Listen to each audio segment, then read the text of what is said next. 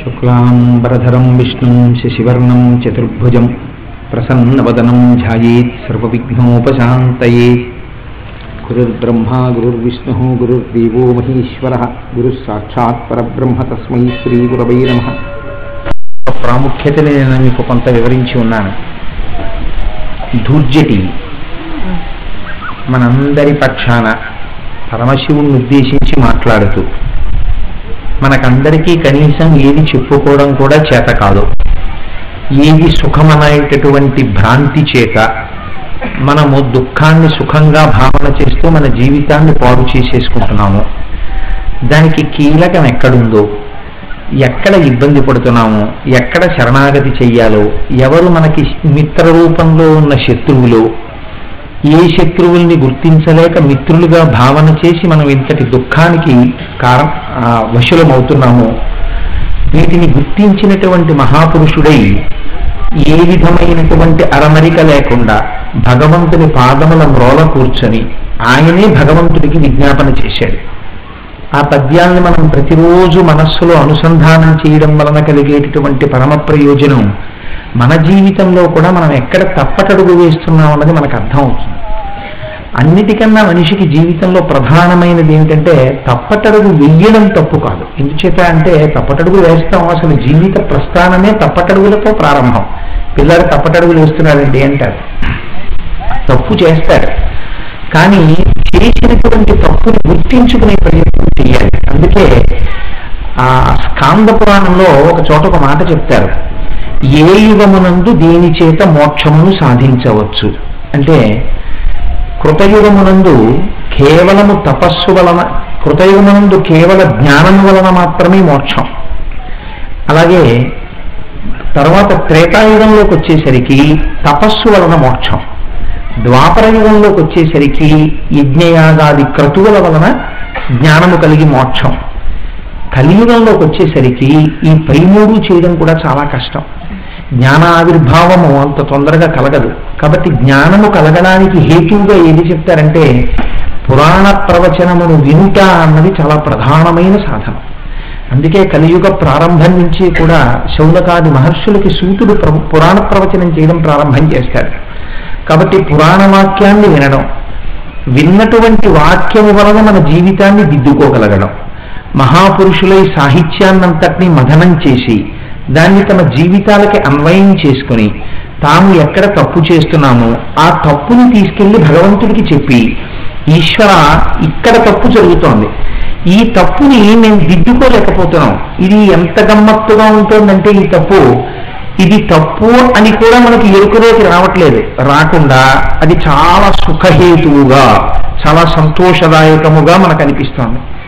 ఈ సంతోషము అనుకున్న భ్రాంతిలో మనం ఉండగానే జీవితం పరిసమాప్తం అయిపోతుంది. వచ్చినటువంటి మనుష్య జన్మ, ఇంత పరమ పవిత్రమైనటువంటి మనుష్య జన్మని మనం సత్ప్రయోజనానికి వాడుకునేటటువంటి అవకాశం మనకు కలగట్లేదు. శ్రీకాళహస్తీశ్వర శతకంలో ప్రతి పద్యము ఒక అమృత బిందువే.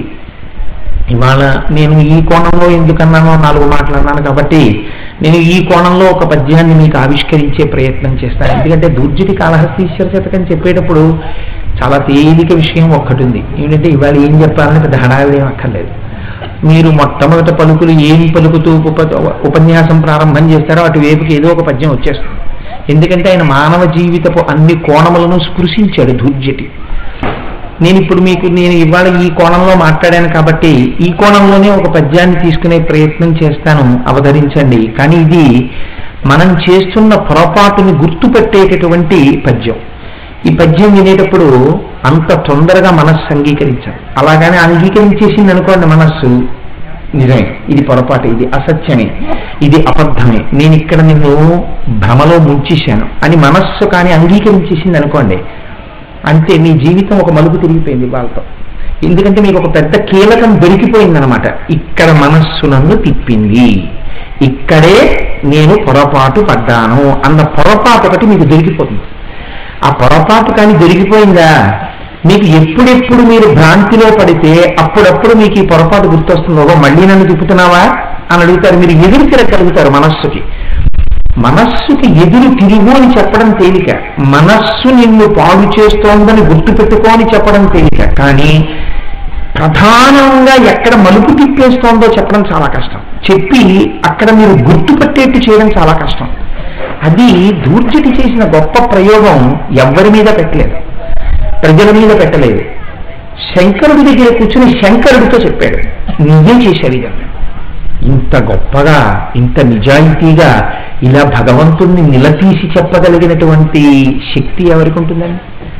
ఇప్పుడు నన్ను ఎవరో భ్రాంతిలో ముంచేసి నన్ను పాడు చేసేసారనుకోండి, పాడు చేసేస్తే నేను వారి దగ్గరికి వెళ్ళేది తప్పు, నా చేత తప్పు చేయించేశారు, నా వల్ల ఒక పెద్ద పొరపాటు జరిపించేశారు వాళ్ళు. కానీ నేను ఇన్నాళ్ళు అది చాలా మంచి పని అన్న భ్రాంతిలో ఉండిపోయాను అని నాకు అనిపించింది అనుకోండి, అప్పుడు నా మాట చాలా సాత్వికంగా ఉంటుందని మీరు అనుకోలేరు, కొంచెం వ్యగ్రతతో ఉంటుంది. అవతల వాళ్ళు ఎంత గౌరవనీయులైనా అవనివ్వండి, నన్ను ముంచేశారు మేస్టారు మీరంతా కదా.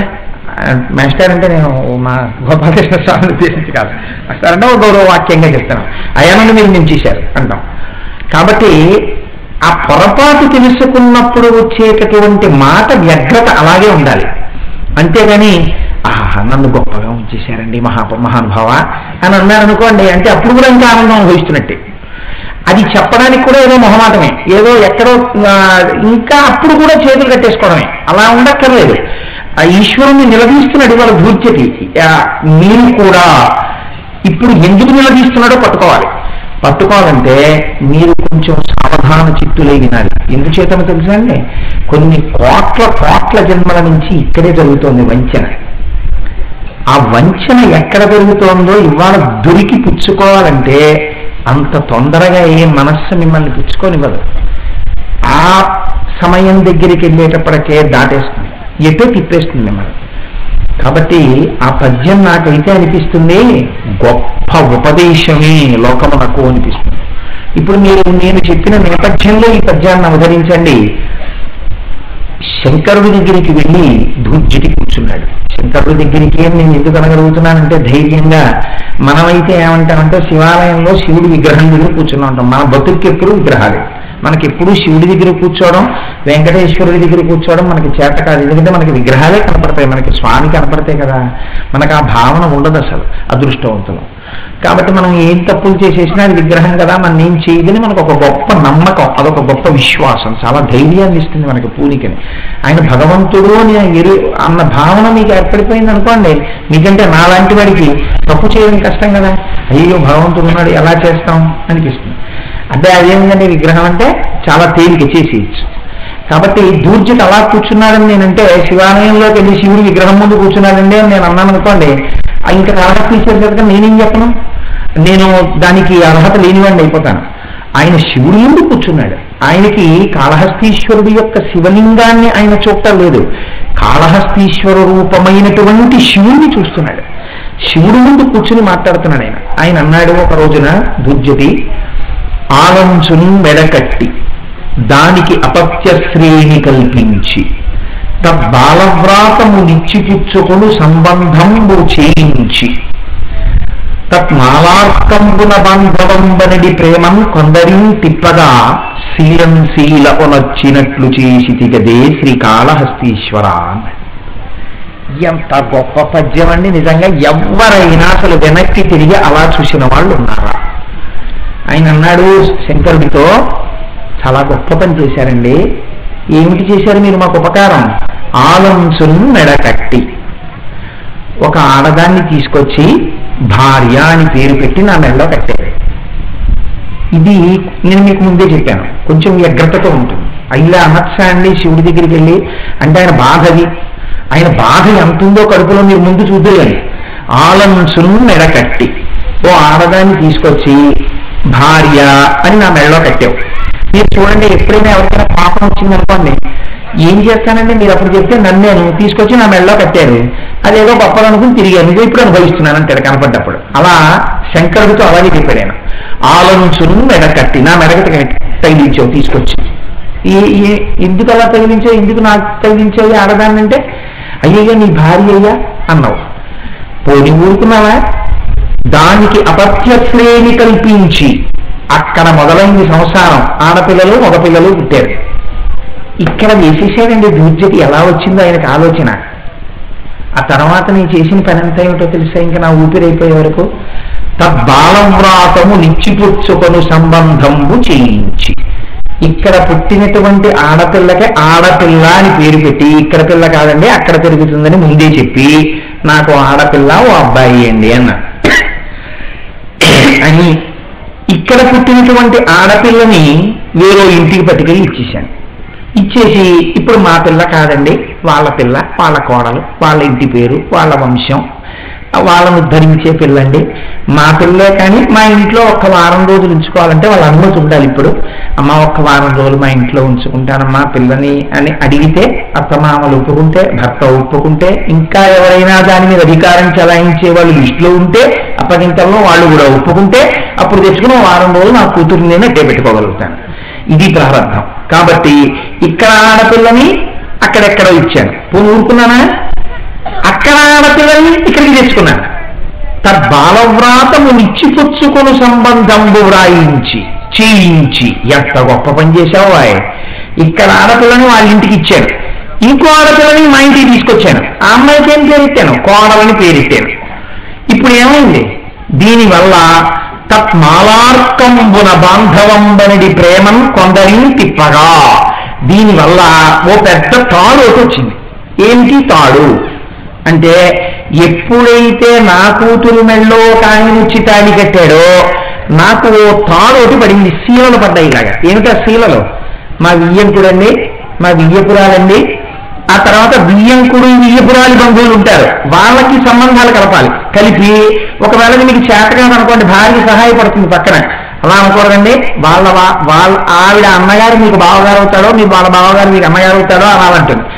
మీరు సంబంధం చేసే వరకు పేరు పెట్టి పిలవచ్చు, తప్పులేదు. సంబంధం చేసేసారనుకోండి, అప్పుడు పేరు పెట్టి పిలిస్తే మర్యాదకి తేడా వస్తుంది. అప్పుడు ఏమనాలి?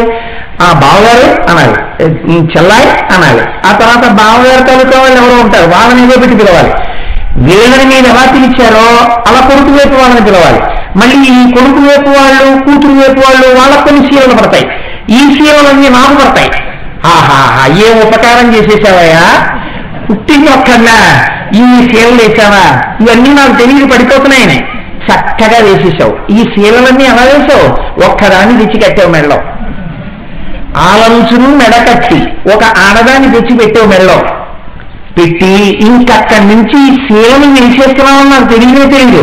శీలం శీల ఉనర్చినట్లు సగితే ఇక మళ్ళీ ఊడుతుందేంటి శీల? ఒకసారి పిల్లనిచ్చుకున్న తర్వాత మిమ్మల్ని తిట్టినా సరే ఆయన ఏమన్నా మా అల్లుగారని చెప్పాలి. లేకపోతే ఆ వియ్యాలవారు మీ మీద కష్టమన్నా మీరు ఏమనాలి, మా వియ్యాలవారంటేనే చెప్పాలి. ఒకసారి మీ అదృష్టం కొద్దీ అల్లుడు కొడుకులా మీతో పాటు ఉన్నా సరే అల్లుడు గారనే చెప్పాలి. ఇంకా మళ్ళీ ఆ శీల ఊడుతున్నాడు, ఊడాలని కోరకూడదు కూడా. అందుకని ఏమంటాం? మా అల్లుడు గారండి అంటాం, మా వియ్యాల గారండి అంటాం, మా కోడలండి అంటాం, మా వియ్యాల గారండి అంటాం. ఇవన్నీ శీలలు పడ్డాయి. ఈ శీలల వల్ల ఏమైపోయింది నా జీవితం? ఏమైందో తెలుసా? నాకు తెలియకుండా శీలం శీల ఉనర్చినట్లు సగితో చక్కగా శీలలు వేసేసి ఓ పెద్ద బంధం ఒకటి నాకు వేసేసావు. నేను దీని మధ్యలో కొట్టుకుంటూ కూర్చున్నాను. ఊడిపోయింది జీవితం. ఊడిపోయాక ఏమైంది? ఒక్కసారి ఊపిరి వెళ్ళిపోయిన తర్వాత ఇన్ని రకాల బంధుత్వాలు వాళ్ళు వచ్చి చుట్టూ నుంచున్నారు. ఎన్ని రకాల బంధుత్వం నా శరీరంతో ఉందో అన్ని రకాల బంధుత్వంతో పిలిచారు. మామయ్య గారు వెళ్ళిపోయారు, ఒక ఆయన అన్నాడు. నాన్నగారు వెళ్ళిపోయారు, ఒక ఆయన అన్నాడు. బాబాయ్ గారు వెళ్ళిపోయారు, ఒక ఆయన అన్నాడు. పెద్దనాన్నగారు వెళ్ళిపోయారు, ఒక ఆయన అన్నాడు. మా అన్నయ్య వెళ్ళిపోయాడు, ఒక ఆయన అన్నాడు. తమ్ముడు వెళ్ళిపోయాడు, ఒక ఆయన అన్నాడు. మా గురువు గారు వెళ్ళిపోయారు, ఒక ఆయన అన్నాడు. ఇన్ని రకాల పేర్లతో పిలిచి ఇన్ని రకాల బంధుత్వాలతో ఇంతమంది వచ్చి ఏడ్చినా ఇది కదలేదు. బతికున్నన్నాళ్ళు వీళ్ళందరి కోసం తిరుగుతూనే ఉంది పిచ్చెక్కి. ఎంత గొప్ప మర్యాద చేశావయ్యా శంకర, ఏం బిగించేశావయ్యా, ఇది తెలియలేదా ఎలా ఇలా బిగించేశావని. ఏమిటి ఈ పద్యంలో రహస్యం మీరు ఆలోచించండి. ఇదే మన జీవితంలో కూడా మనం పడిపోయిన పొరపాటు. కానీ మన అదృష్టం ఏంటంటే మనకు అసలు తెలియదు అలా పడిపోయామని. ఎంత సంతోషమో మనకి. చూడండి, ధూర్జటి గొప్పతనం ఎక్కడుందంటే ఆయన ఒక మాట అన్నాడు. ఎక్కడ మొదలు పెట్టాడు? ఆలంచును మెడకట్టి. ఒక భార్యను తెచ్చి నా మెళ్ళో కట్టావు అంటే, నేను ఈ పద్యం చెప్పినప్పుడు ఆడవాళ్ళు నేను వీధికి దిగాక మీరు మిమ్మల్ని మా మెళ్ళో కట్టలేదా అని రక్కండి. నేను ఎందుకంటున్నానంటే ఇక్కడ దాని అర్థం ఏమిటంటే ఆవిడ నా మెడకి తగులుకున్నట్టే నేను ఆవిడ మెడకి తగులుకున్నాను, నాకేం సందేహం లేదు. నేను ఆ మాట చెప్పడానికి నేనేం బెంగ పెట్టుకోవట్లేదు, నేనేం బాధపడలేదు. ఎందుకంటే ఇద్దరము సంసారంలో ఉండి ఒకరినొకళ్ళం ఉద్ధరించుకున్నప్పుడు ఆవిడికి నేను బరువయ్యాను, నాకు ఆవిడ బరువైనట్టే లెక్క శాస్త్రంలో. కాబట్టి ఆయన మర్యాదకు మాట అన్నాడు, పురుషుడుగా కూర్చుని మాట్లాడుకున్నాడు కాబట్టి ఆవిడికి నేను బరువు అయ్యానన్న మాట అంటే అర్థం ఉండదు. ఆవిడ్ని నాకు తగిలించావంటేనే అర్థం ఉంటుంది అక్కడ. అంతేగాని అక్కడ ఆడవాళ్ళని చిన్నపుచ్చడాలు, పురుషుల్ని గొప్పగా పెట్టేసుకోవడాలు ఇలాంటివి మళ్ళీ అమర్యాదకరమైన ఆలోచన చేయకండి, దుర్జటియండి. ఆలంసులు మెడకట్టి, ఈ మాటకి ఏమైనా కోపం ఎందుకు అసలు దూర్జటికి ఎందుకు అంత మాట నాది శివుడి దగ్గరికి వెళ్ళి? ఆయనకి ఏం తెలియదా? ధర్మశాస్త్రాలు తెలియవా? పురాణాలు తెలియవా? కావ్యాలు తెలియవా? రాయల వారి అష్టదిగ్గజాల్లో ఒకడా? అంతటి మహానుభావుడు వెళ్ళి నాకేమో మెళ్ళగట్ట తీసుకొచ్చి అంటాడు. ఆయన ఎందుకన్నాడు అంటే, మీరు ఇక్కడే కొంచెం వెనక్కి వెళ్ళి ఆలోచన చేయండి, పొరపాటు దొరికిపోతుంది. మనం ఏమంటాం? వివాహ మహోత్సవాహ్వాన శుభపత్రిక అని పిలుస్తాం. మన ఋషులండి ఎంత గమ్మత్తుగా మాట్లాడతారో, పిచ్చి పిచ్చి మాటలు మనకు ఉండవు. ఒక్క మాట వేశారంటే దాని వెనకాతలు ఎన్నో రహస్యాలతో పెడతారు. వివాహము దాని పేరు. వివాహము అంటే ఏంటో తెలుసా అండి? వి అంటే విశిష్టమైనటువంటి దానిని, వాహము పొందుట. ఏది విశిష్టమైన దానిని పొందుట కొరకు మీరు సంసారమునందు ప్రవేశించుచున్నారు? ఏ విశిష్టమైనది మీరు పొందగలుగుతారు అంటే, వివాహము చేసుకోవడం వల్ల 3 విశేషమైనటువంటి వాటిని మీరు పొందుతారు. ప్రధానముగా ఒకటి పొందుతారు.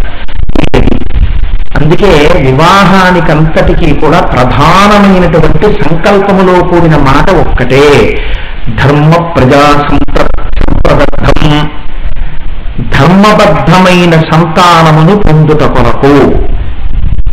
గృహస్థాశ్రమంలో ప్రవేశించి తాను పొందినటువంటి సంతానము ధర్మబద్ధమైన సంతానము తప్ప ఏ ఇతర ఆశ్రమములలో ఉండగా పొందినటువంటి సంతానమునకు ధర్మబద్ధమైన సంతానం అన్న పేరు లేదు. బ్రహ్మచారిగా ఉండి కొడుకుని కన్నాడనుకోండి, దోషమేది? అది కుదరదు. గృహస్థాశ్రమంలో ఉండి కొడుకుని కనాలి. అసలు ఎందుకు కనాలి? ఇది కోపం ధూర్జటికి. ఇక్కడ పట్టుకుంటున్నాడు, నిలదీస్తున్నాడు శివుణ్ణి, నువ్వే చెప్పావు అలా కనాలని. నేను ఎప్పుడు చెప్పానా నీకు అంటే, నువ్వేమన్నావు? 16 సంస్కారాలు ఉండాలన్నావు. ధర్మ, అర్థ, కామ, మోక్ష అని 4 పురుషార్థములను నువ్వే చెప్పావు. అర్థించి పురుషుడు పొందాలని చెప్పావు. కామమును శరీరము ఉద్భుతము చేసేవాడు. ఈ కామము ధర్మబద్ధము చెయ్యడం కోసం ధర్మబద్ధమైన కామము వలన అర్థరూపమైన సంతానములు కని పితృగుణం నుంచి విముక్తి పొంది తన శరీరము పడిపోయిన తర్వాత కూడా తన కుమారుడు తన ఇంట్లో పూజామందిరానికి నీరాజనం ఇవ్వడానికి, గయాశ్రాద్ధం పెట్టడానికి, తన ఇల్లు పరంపరాగతంగా తంతువుగా కొనసాగుతూ ఈశ్వరార్చన చేయుట కొరకు, కామము వలన దేశమునందు సమాజమునందు భ్రష్టత్వము కలగకుండా ఉండుట కొరకు, ధర్మబద్ధమైన కామమును ఆవిష్కరించుట కొరకు నీవు ఒక ఆడదాన్ని చేపట్టాలని, ఆడది పురుషుణ్ణి చేపట్టాలని, వీళ్ళిద్దరూ కలిసి ధర్మబద్ధమైన సంతానమును కన్న తరువాత ఈశ్వరాభిముఖులు కావాలని నువ్వు నిర్దేశించావు. అక్కడ వరకు బాగుందా? కాబట్టి ఇప్పుడు అసలు పెళ్లి చేసుకోవాలని ఎవరు చెప్పారు? వేదం చెప్పింది. మీకు వివాహ కల్పన ఎక్కడిది? వేదంలోదే. వేదం చెప్పింది. వేదం అంటే ఏంటి? వేదము అంటే భగవంతుని యొక్క విశ్వాస, ఆయన యొక్క ఊపిరి.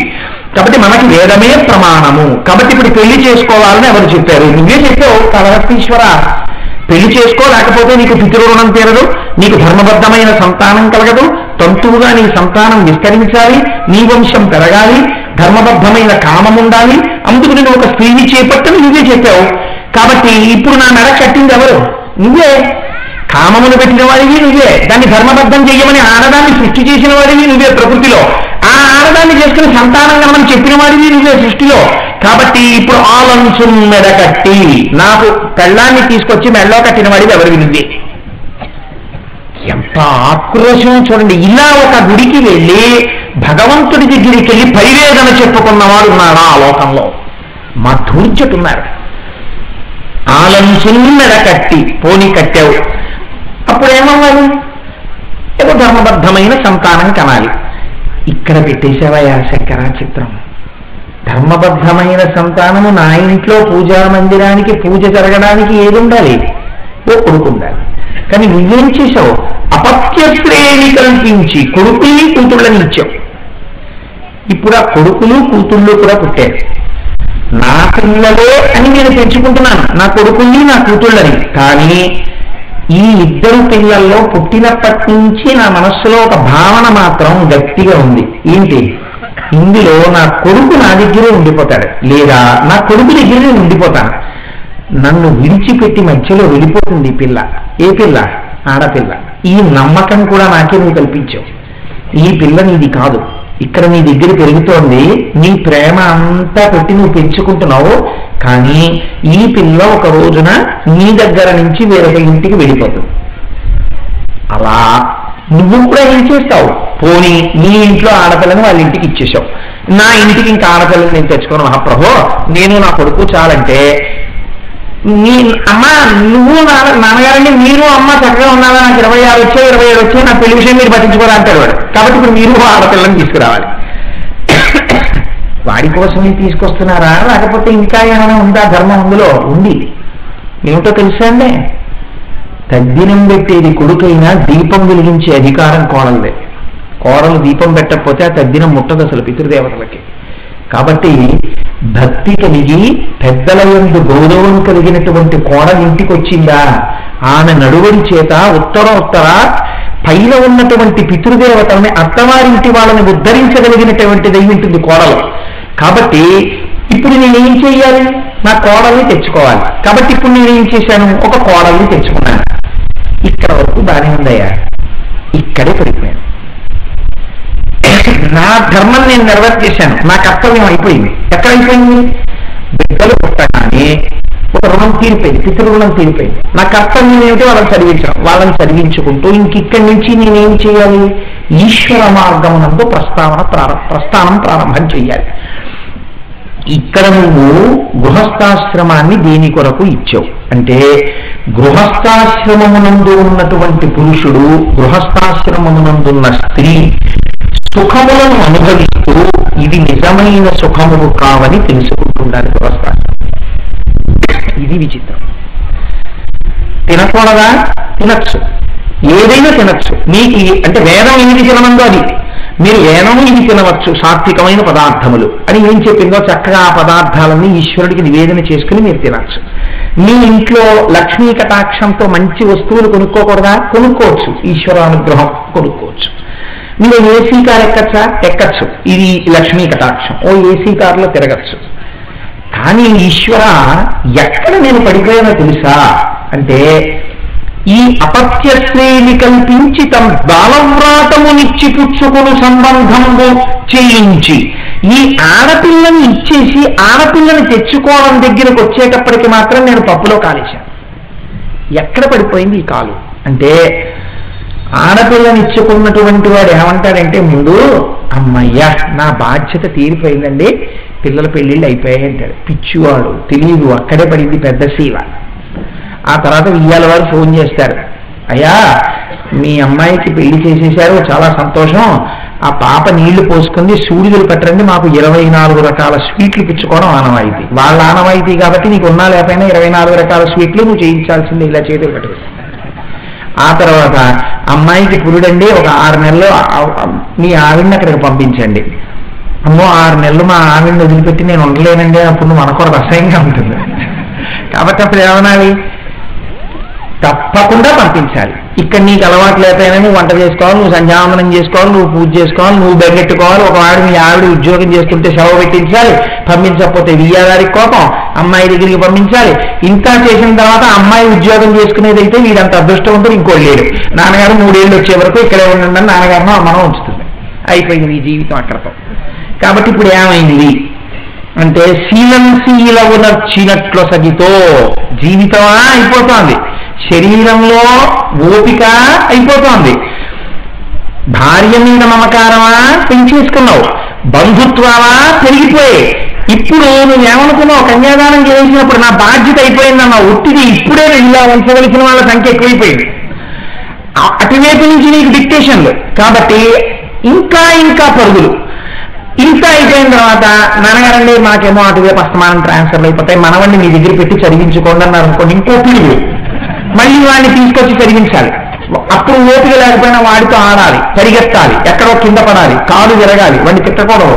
ఇయ్యాల వారు అప్పుడు పరామర్శకు వస్తారు, ఏంటంటే పడిపోయారు అన్నయ్య గారు అని. మీరు అప్పచెప్పారు కదని వీడి వల్ల పడిపోయాను అని మీరు అన్నారనుకోండి, వాళ్ళు కోపగించుకుంటారు. అందుకని ఏమిటానంటే పిల్లాడి వెంట పరిగెత్తలేకపోయాను అని మీరు కడుపులో మంట పెట్టుకుని పైకి ఎంతో నవ్వుతూ మాట్లాడాలి. ఎందుకు ఇవన్నీ? శీలలో నచ్చినట్లు సగితో ఎంత బాగా వేసేవా ఆ శీలలో ఎక్కడికక్కడ.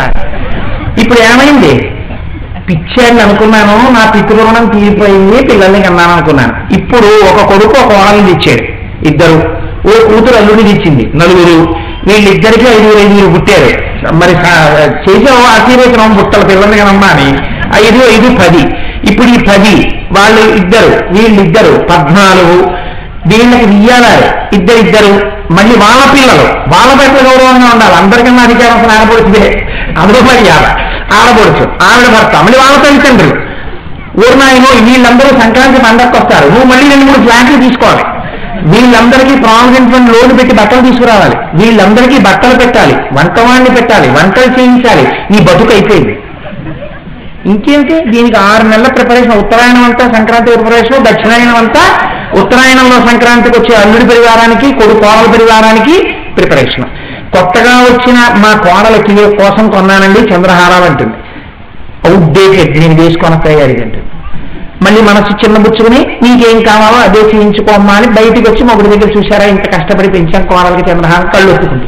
నీ మహానిశ్చయాలకి ఏదో వేసుకుంటే నీకు ఎందుకు వచ్చిన గొడవ అనాలి. అక్కడి నుంచి గొడవలు. ఎప్పుడో మంచి ముహూర్తం చూస్తుంది, మా ఆయన మేము వేరే వెళ్ళిపోతున్నాం అంటుంది. అప్పటి నుంచి ఇంకా మళ్ళీ అదో గొడవ. ఇంకా సమాజంలో ఇప్పుడు ఏ గొడవ ఉంటుంది హాయిగాను. అప్పుడు వచ్చేటప్పటికి నా అదృష్టం కొద్ది అలాంటివి నాకు జరగకూడదుగాక. అప్పుడు ఎక్కడికి వెళ్ళినా కారు దిగ్గానే ఏంటంటే మీ అబ్బాయి వేరే వెళ్ళిపోయితే అని అడుగుతుంటారు. దానికి జవాబు చెప్పుకోలేక కావాలి. ఎందుకు వచ్చిన గొడవ? ఇదంతా కలిపి ఏమైంది? నా జీవితం అయిపోయింది. ఇక్కడ పెట్టేసావు నన్ను శీలలు వచ్చినట్లు సగితో. ఎన్ని శీలలు తీసావయ్యా? ఈ శీలలు దొరికే అసలు ఏది వదిలించుకోవడానికి ఇందులోకి వచ్చానో, ఏ విశిష్టమైనది పొందడానికి వచ్చానో మోక్షాన్ని, అది పోయింది. ఎందుకు వచ్చాను? నా భార్యతో కలిసి పిల్లల్ని కర్తవ్య దృష్టితో చక్కగా పెంచుతూ, ఆవిడ నేను తెల్లవారుజామున లేచేటప్పటికీ చక్కగా ఆవిడ పూజా మందిరం తుడిచేసి మన్నీళ్లు తీసుకొచ్చి అక్కడ పెడితే నేను సంధ్యావందనం చేసుకుని అభిషేకం చేసుకుని నేను పూజ చేసుకుంటుంటే ఆవిడ ఏదో చక్కగా సంతోషంగా భగవంతుడి పాటలు పాడుతూ అంత అన్నం పచనం చేస్తే నేను మహానైవేద్యం పెట్టుకుని చక్కగా మధ్యాహ్న భోజనం చేసి సాయంకాలం కాసేపు ఏ గుడిలోకో వెళ్ళి కూర్చుని రాత్రి ఇద్దరం భగవంతుడికి జోలపాడుతూ పడుకుని మళ్ళీ ఎప్పుడు తెల్లవారు లేచి ఏం విశిష్టత ఇది ఉంది, ఏం చేద్దాం, ఏం నైమిత్తిక కార్యం చేద్దామని ఉన్న తృణమో పనమో దానం చేసుకుంటూ ధర్మం చేసుకుంటూ హాయిగా భగవదాభిముఖ్యంతో జీవితాన్ని గడుపుతూ ఆఖరణ ఒక వయస్సు వచ్చిన తరువాత ఎంత ఐశ్వర్యం ఉన్నా పిల్లలకు అప్పచెప్పేసి కేవలం భగవదాభిముఖ్యంతో నాలుకకు రుచి చెప్పకుండా ఏది పెడితే అది ఆ శరీరాన్ని పోషించుకోవడానికి తింటూ జర్జరీభూతమై శిథిలమైపోతున్నటువంటి శరీరాన్ని సాక్షి మాత్రంగా చూస్తూ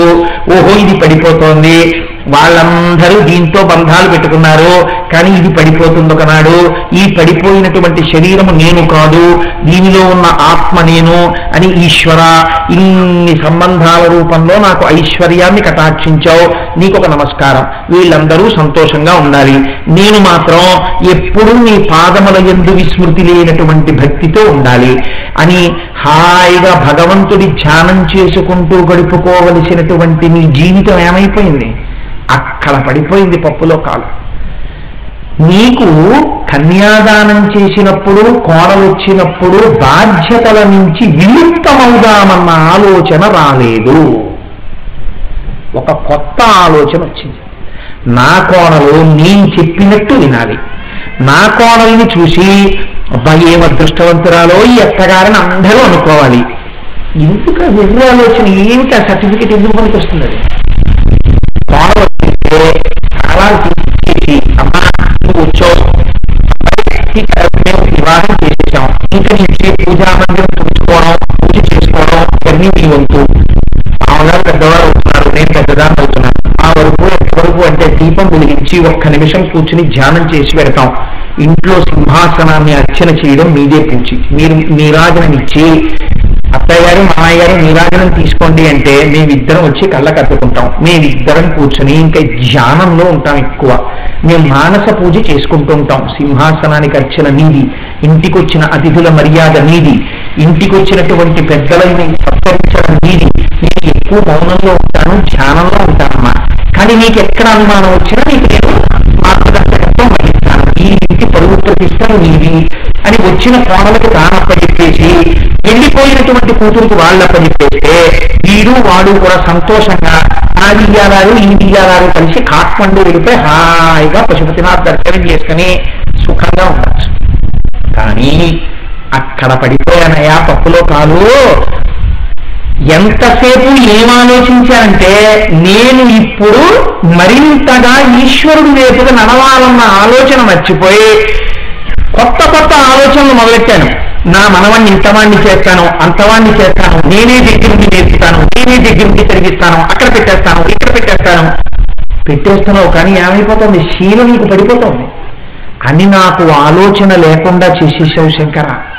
ఇక్కడ నా జీవితం ఒక ప్రధానమైనటువంటి పొరపాటు చేసేయడంలో ఇప్పుడు ఏమైపోయింది, నువ్వు చేసుకున్నవాడివి బంధుత్వాన్ని విపరీతంగా పెంచేసుకున్నావు, విపరీతమైన మగ్నత పెట్టేసుకున్నావు. నువ్వు సంస్కరించుకోవడానికి చేస్తున్న ప్రయత్నాన్ని నీ పిల్లల దృష్టిలోకి వెళ్ళేటట్టుగా నువ్వెన్నడూ ప్రవర్తించలేదు. ఆ భావన మా అమ్మా నాన్నగారికి ఉన్నదన్న సందేశం వాళ్ళకి అందలేదు కనుక వాళ్ళు కూడా నీ యందు అంతే తాదాత్మ్యతతో సంసారమునందు తిప్పుతారు. ఇది ఏమవుతుందంటే వాళ్ళకి స్వతంత్రం కావాలి, నీకు అధికారం కావాలి, ఇవి గొడవలు కడతాయి. అందుకే ఏమని చెప్పాడంటే ఆయన ఎంత గొప్ప మాట అన్నాడో చూడండి. తత్మాలార్కం గుణబాంధవమంబరిడి ప్రేమను కొందరీ తిప్పగా అందరినీ తిప్పట్లేదు నువ్వు మళ్ళీ ప్రేమతో. ఏమవుతోంది, ఈ అతి ప్రేమ ఉన్నదే, అర్థం లేని ప్రేమ ఉన్నదే, ఇది ఒకనాటి ఏమైపోతుంది. తాను చెయ్యగలదు, ఇంతకుముందు తను చేసి పెట్టింది తన కొడుక్కి, తను చెయ్యగలదు తన భర్తకి, కోడలు చెయ్యలేదని వెంగెట్టుకుంటాడు. మా కోడలు చేయలేదు, మా కోడలు చెయ్యాలి. తన కోడలు చెయ్యలేదన్న భావన ఎప్పుడు పెరిగిపోయిందో అప్పుడు ఘర్షణ ప్రారంభమైపోతుంది. ఒక్కొక్కచో అదృష్టవశాత్తు నా భర్తకి నేను జీవితాంతం హాయిగా చేసుకోవడం నా అదృష్టం, నేనే పిలుస్తాను పూజామందిరం, ఆయన సంధ్యావందనం దీపం పెట్టి వెళ్ళిపోతారు. పూజ వాళ్ళు చేసుకుంటారు, ఇవాళ కాకపోతే రేపు, రేపు కాకపోతే ఎల్లుండి, ఎవరి కోసం చేస్తారు వాళ్ళే చేసుకుంటారు పూజ అని మెల్లిగా అలవాటు చేసే ప్రయత్నం చేయదు. ఎంతసేపు తన అధికారం ఏమైంది, అదృష్టం ఉంటే ప్రేమ చేత బంధం పడిపోయింది, అదృష్టం లేకపోతే విరోధం చేత బంధం పడిపోయింది. విరోధం చేత బంధం ఎందుకు పడిపోతుందో తెలుసా అండి, ధన్యాహ అన్న నామం లలితా సహస్రంలో ఇదే వ్యాఖ్యానం చేస్తుంది. శత్రుత్వము చేత కూడా పిల్లల ముందు భ్రాంతి ఉండిపోతుంది. శత్రుత్వము చేత అంటే ఎక్కడో ఇబ్బంది వచ్చేసింది అనుకోండి, సంస్కార బలం లేదనుకోండి, ఆ కోడలి వైపు వాళ్ళతోనన్నా ఇబ్బంది ఉంటుంది, కూతురు వైపు వాళ్ళతోనన్నా ఇబ్బంది ఉంటుంది. ఆ ఇబ్బంది వచ్చేసేటప్పటికీ నా కూతుర్ని పంపరేమో, నా కోడల్ని నా దగ్గరికి రాదేమో, నా కొడుకు ఒక్కసారి నన్ను చూడడానికి రాదేమో, ఇదేదంటే మనం చూసే సినిమాలన్నీ కొల్లారు వేస్తే దీన్ని పద్య రూపంలో శబ్ద రూపంలో పెట్టి కోరి పెట్టాడా నీ కలకి నువ్వు డబ్బించి చూసుకుని ఎంత పొంగిపోతున్నావు రానడి గారి గురించి ఈ ఎవ్వి పెట్టి ఎవరు నేను వాడు వచ్చి ఏం చేస్తాడు, ఆ కూతురు వచ్చి ఏం చేస్తుంది, అల్లుడు వచ్చి ఏం చేస్తాడు, ఆ కోడలు వచ్చి ఏం చేస్తుంది, వాళ్ళ కోసం విభ్రాంతి ఎట్టుకుని నా మనవాళ్ళని ఒక్కసారి చూడాలి, నా మనవాళ్ళని ఒక్కసారి చూడాలి, వాడికి క్వార్టర్లీ అవుతుంది అయ్యారు తీసుకొస్తా ఉంటారు. నేను ఎంతో మందిని చూశానండి. నేను ఒక చోట ఒక వ్యక్తిని చూశాను, ఆవిడ ఇవాళ రాత్రి 2 గంటలకి శరీరం వదిలిపెట్టేస్తారనగా కూడా రాత్రి 11 గంటలకి కూడా కూతురు కోసం ఇచ్చింది ఒక ఆవిడ. ఒక్కసారి నా కూతుర్ని చూడాలనుందని ఆ కూతురికి నా ఎదురుగుండానే ఫోన్ చేశాడు ఆ తల్లి కొడుకు. ఫోన్ చేస్తే మా అమ్మాయికి జ్వరంగా ఉంది, నేను ఇప్పుడు రాలేను, అమ్మకి రాలేనని చెప్పేయద్దు, నా కూతురికి జ్వరంగా ఉందని చెప్పేసేయండి అండి అమ్మాయి. ఆవిడ కూతురు గురించే తలుచుకుని రాత్రి 2 గంటలకి శరీరం వదిలేసింది.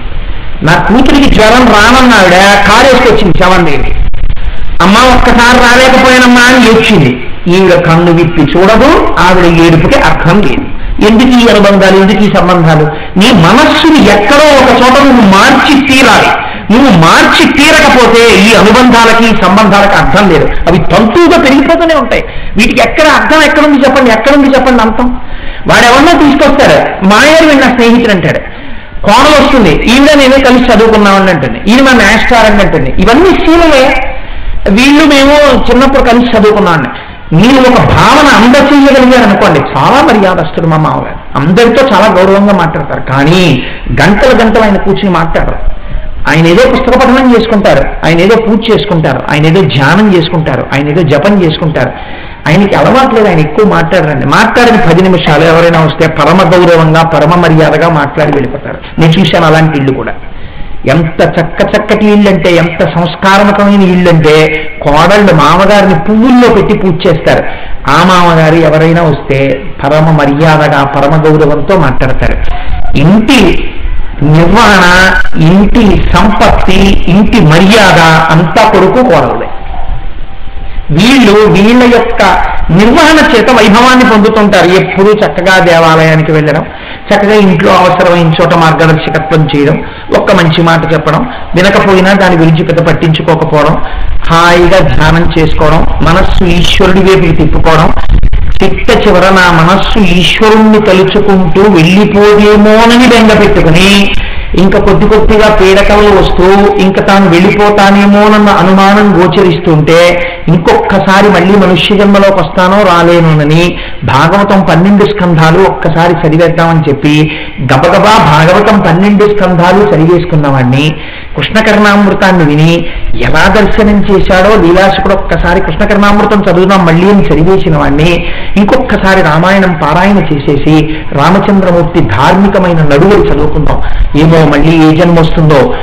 ఉన్న నాళ్ళు ఇంకా ఎక్కువ నిశ్శబ్దంగా ఉంటూ మనం విష్ణు సహస్రం చదువుకుంటూ రామనామం చెప్పుకుంటూ అరుణాచలానికి మానసిక గిరి ప్రదక్షిణం చేసుకుంటూ మనం జీవితాన్ని గడుపుతాం. ఇవన్నీ అనుబంధాలు పెట్టుకున్నా ఇవన్నీ ఎంతవరకు అంటే ఇంటెన్సివ్ కేర్ యూనిట్ అద్దం బయట వాళ్ళు, లోపల నేను, ఆ తర్వాత నేను వెళ్ళిపోతే తీసుకెళ్ళడానికి వాళ్ళు. ఇవన్నీ ఏవి నాతో రావు. కాబట్టి నాతో వచ్చేది ఏదైనా ఉంటే ఈశ్వరుడు ఒక్కడే, అటువైపు తిప్పేస్తాను మనస్సు అని తిప్పలేక అర్థం పర్థం లేకుండా ఇంకా పంతులు కింద పెంచేసుకుని ఈ సంబంధాలతో ముళ్ళేసేసుకుని లేనిపోని అభిజాత్యాలకు వెళ్ళిపోయి, అహంకారాలకు వెళ్ళిపోయి, గొడవలకు వెళ్ళిపోయి, ప్రేమలకు వెళ్ళిపోయి అనేక రకాలుగా నీ మనస్సుని వ్యగ్రతలలో నొక్కేసి కొందరి కోసం కన్నీరు కారుస్తూ కొందరిని చూసి సంతోషపడిపోతూ చచ్చిపోతే ఏమైంది? మార్కండేయ పురాణం చెప్పేసి. ఐశ్వర్యం కోసం నువ్వు బెంగ పెట్టుకు చచ్చిపోతే ఆ ఇంట్లో ఉన్నటువంటి ఐశ్వర్య సంపత్తి ఉన్న ఇనప పెట్టె కింద పావువో పేలువో జిర్రివో అవ్వాలి, తల పగిలి చచ్చిపోతాడు. అదే కొడుకు చేత. భూముల మీద పెట్టుకుని చచ్చిపోతే అవి దున్నడానికి పుండున్న ఎద్దు అయిపోతావు, నాగలి పెట్టి దున్నుకుంటావు. కాదు విపరీతమైనటువంటి వ్యామోహంతో చచ్చిపోతే భార్య పక్కనున్నా కూడా ఇంకా ఎవరి మీదో భ్రాంతితో చచ్చిపోతాడు. ఒక్కొక్కడు గోడ మీద బల్లైపోతాడు. ఏ భ్రాంతితో వెళ్ళిపోయిన వాడు ఏ రూపంలో మళ్ళీ వచ్చారో చెప్తుంది మార్కండేయ పురాణం చదువుతుంటే ఒళ్ళు జలధరిస్తుంది. ఎందుకనేది నీ మనస్సు తిప్పు. నీవు ఒక్కసారి నీ ఇంటి పిల్లని ఇచ్చేసినా వేరింటి పిల్లని తెచ్చుకున్నా నీ బాధ్యత తగ్గించుకునే ప్రయత్నం చేసుకో. కానీ ఈశ్వర ఇలా సాధ్యం కూడా, వివాహం అంటే విశిష్టమైన దాన్ని పొందడానికి వచ్చాను ఇందులోకని మరిచిపోయి ఇదే జీవితానికి పెద్ద పరిపూర్ణత అన్న భావన పొందేసి ఇంకా నా మనవడి పెళ్లి చూడాలి, నా మనవరాలి పెళ్లి చూడాలన్నవాడే తప్ప ఇంకొక్కసారి రామాయణం 6 కాండలు చదివేయాలన్నవాడు. కానీ ఏమంటే ఇంకొక దక్షిణాయనం నాకు ఈశ్వరుడు అనుగ్రహిస్తే ఈ దక్షిణాయనంలో ఎన్ని నైమిత్తిక తిథులు ఉన్నాయో అన్ని నైమిత్తిక తిథులు చెయ్యాలని నాకు కోరికగా ఉంది. ఒక్క దక్షిణాయనం ఈశ్వరుడు నాకు అధ్యాయం ఇస్తే బాగున్నాం అన్నవాడిని ఒక్కడిని చూపించండి. అలా అనడు. ఇంటెన్సివ్ కేర్ యూనిట్లో ఉంటే ఏమంటాడంటే మా మనవడి పెళ్ళి అయిపోతే ఉంటే అండి ఊడిపోతే ఈ మనవడి పెళ్లి నువ్వు లేకపోతే వాడు చేసుకోవడానికి అయితే శుభ్రంగా చేసుకుంటాడు. కానీ నీ ఫోటో కూడా పెట్టవాడు. ఎందుకు ఆ భ్రాంతి అంటే నీ భ్రాంతిని కప్పిపుచ్చడానికి మనవడి మీద పెట్టడం. అందుకే అప్పుడు ఏమైపోతుందో తెలుసా అండి ఈ వివాహం. ఇదే రహస్యం. అందుకే మన వాళ్ళు వివాహము అన్న మాటే పెట్టారు. వాడు చేసుకున్న వివాహం ఇప్పుడు ఏమైంది అంటే ఉత్కృష్టమైన దానిని పొందుట కొరకు ఉన్న ఆశ్రమము కాదు. అదేది అంటే వింతైన బరువును ఎత్తుకున్నవాడు.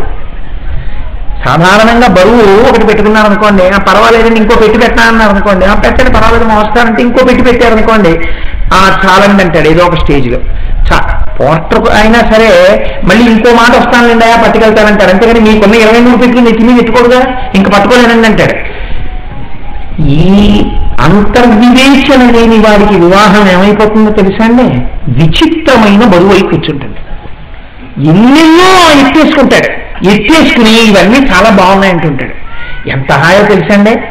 ఓ మనవడు, 2 మనవరాళ్ళు, ఇదిగో మా ఫ్యామిలీ ఫోటో చూసారా, వీడండి ఇది, వీడండి ఇది, వీడండి ఇది. నువ్వేంటి నీకు వింతైన బరువు, నీకు ఇవన్నీ చెప్తున్నావు కదా, నీకు వారాహి ఫోటో తీసుకొచ్చి ఇది ఎవరని మీరు అడిగారు అనుకోండి, ఎవరండి ఆవిడ అలా ఉంది అంటే వాడికి మనవడు తెలుసు, మనవరాలు తెలుసు, ఏంటి మునిమనవలు తెలుసు, మునిమనవల బంధుత్వాలు తెలుసు. మీరు చూడండి కొన్ని ఇళ్ళకి వెళ్ళండి, మీరు 70 ఏళ్ల వయస్సులో ఆల్బమ్లు పట్టుకొచ్చి అదే ప్రవర్తించే విధానం నాకు చాలా ఆశ్చర్యంగా ఉంటుంటుంది. కొన్ని ఇల్లు చూస్తే వాళ్ళ ఇంటికి వెళితే 70 ఏళ్ల వయస్సు వాళ్ళు ఇవాళ రేపు దానికి ఎంత అందమైన పేరు పెట్టుకుంటారో తెలుసా అండి? 70 ఏళ్ల వయస్సులో ఇది అలా చక్కగా అతిథుల్ని ఎంటర్టైన్ చేయడం అంటారు. ఆల్బమ్స్ ఉంటాయి రెడీగా వాళ్ళ ఇంట్లో, వాళ్ళు తీసుకొచ్చి మీకు ఆల్బమ్ పెట్టి ఒక టీ ఇచ్చి మిమ్మల్ని సావగొట్టేస్తారు. ఆ ఆల్బమ్ పేరు ఇలా తిప్పితే అందులో ఎవరో 20 మంది ఉంటారు. ఈయన మా వియ్యంకుడు వేలు విడిచిన బావమరిది చుట్టం కూతురు ఎవరో రండి అంటారు. ఈయన ఇంకోటి. ఇవన్నీ ఎందుకంటే నాకేం జ్ఞాపకం ఉంటాయి, ఇవన్నీ నాకేమిటి సంబంధం, మా అమ్మాయి అల్లుడునండి అని చూపించేసి ఒక్కసారి చాలు, బస్ అయిపోయింది, సంతోషం. కానీ అంటే మగ్నత, ఎంత మగ్నతో కొంతమంది అయితే మా అమ్మాయి పెళ్లికి ఉన్న కార్ పార్కింగ్ అని కూడా చూపిస్తారంటే ఇంతమంది వచ్చారు, మాకు ఇంత ఫాలోయింగ్ ఉందని. ఏంటది, ఎందుకు వస్తాయి నీ వెనకాల, ఇందులో ఎవరు వస్తారు నీ వెనకాతల? ఎవరు రారు. నీ వెనకాల వచ్చేది ఏదైనా ఉంటే శరీరం కూడా రాదు. కల్లరియంబం అయ్యో కాయంబోనల్లా ఇది కూడా కాలిపోతుంది కట్టెల్లో. వచ్చేది ఏదైనా ఉంటే నువ్వు చేసిన పాపం పుణ్యం ఏమైనా ఉంటే ఒక్కటే వస్తాయి. అందుకే పరీక్ష ఎక్కడ ప్రారంభమైపోతుందంటే నాగుల చవితికి మొదలు. ఆ శివరాత్రి మహాత్యంలో భీమఖండంలో శ్రీనాథ మహాకవి వర్ణిస్తారు, నాగుల చవితి వస్తోంది అనేటప్పటికీ చలిగాలులు మొదలైపోతాయి. ఇవాళ చూశారు కదా మీరు. ఎందుకని? ఇంకా రేపటి నుంచే మీరు తెల్లవారకట్ట లేచి శిరస్నానం చేసి ఈశ్వరుణ్ణి ఆరాధించవలసినటువంటి గొప్ప గొప్ప తిథులు వస్తాయి. ఈశ్వర పరీక్ష కూడా ప్రారంభమవుతుంది. చలిగాలి, తలస్నానం చేస్తే పరిచయం ఎక్కువైపోతుందేమో, దగ్గు ఎక్కువైపోతుందేమో, దక్షిణాయనం మళ్ళీ వస్తుందా నీకోసం వస్తుందా మళ్ళీ కార్తీక మాసం? నాగుల చవితి, ఓ పుట్టకెళ్ళాలి. అబ్బా 7ంటికి లేచి స్నానం చేస్తానులే అంటాడు. నైమిష్టిక తిథి, సూర్యోదయానికి ముందు స్నానం చేయడు. పోనీ ఏదో బరలిపోయి ఉన్నావు, ఒక 4 రోజులు పడుకున్నావు, తప్పేం లేదు. నైమిత్తిక తిథుల్లో లేవాలి కదా, నైమిత్తిక తిథికి కూడా లేవడు. ఏమైపోయింది జీవితం అంటే?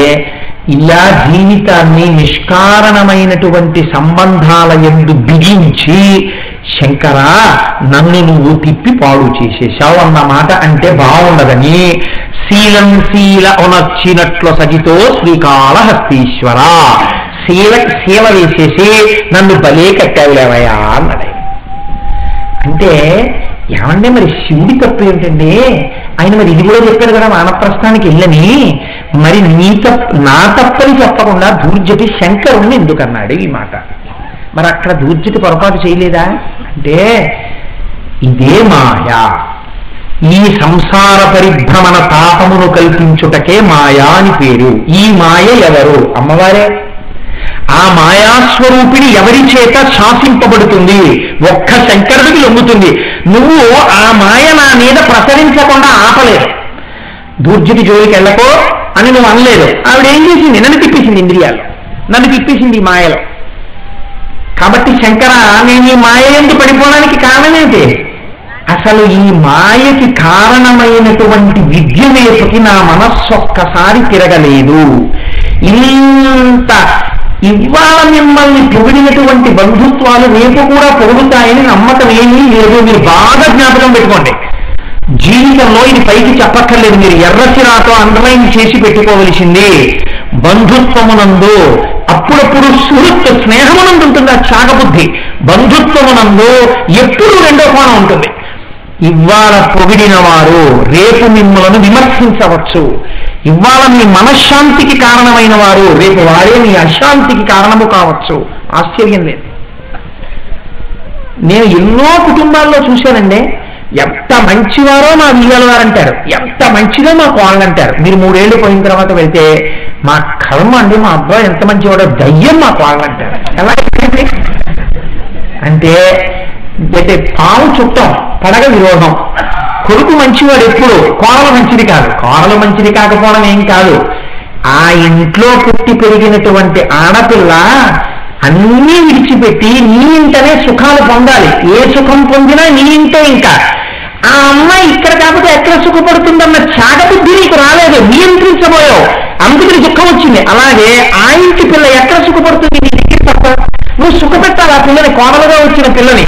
ఆ పిల్లని అయ్యో మా కోడలు అని సంతోషంగా చెప్పుకునే, అమ్మ నీకేమి ఇష్టం నువ్వు తిను, నాన్న మన ఇంటికి బంధువులు వస్తారు, నువ్వు చక్కగా ఆదరించు అని నువ్వు అన్ని నీ కోడలకు పెద్దపీట వేసి అన్ని చెప్పి కోడలను పైన ఎక్కడ కూర్చోబెట్టావు? ఎప్పుడు నీకు అధికారం చెలాయించాలన్న తాపత్రయమే. ఎక్కడుంది నీ ఎంత ఔదార్య బుద్ధి? లేనే లేదు. లేనప్పుడు ఎక్కడి నుంచి వస్తాయి ప్రేమలు రమ్మంటే? ఇది అడుగుతున్నాడు ఆయన.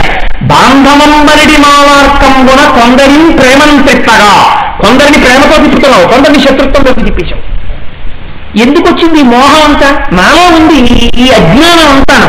లోపల వీటన్నింటినీ ముందే తెలుసుకుని విడివడి ఉందాం, నేను ఈశ్వరారాధనం వైపుకు తిరుగుదాం అన్న భావన నాకు ఎన్నడూ కలగలేదు.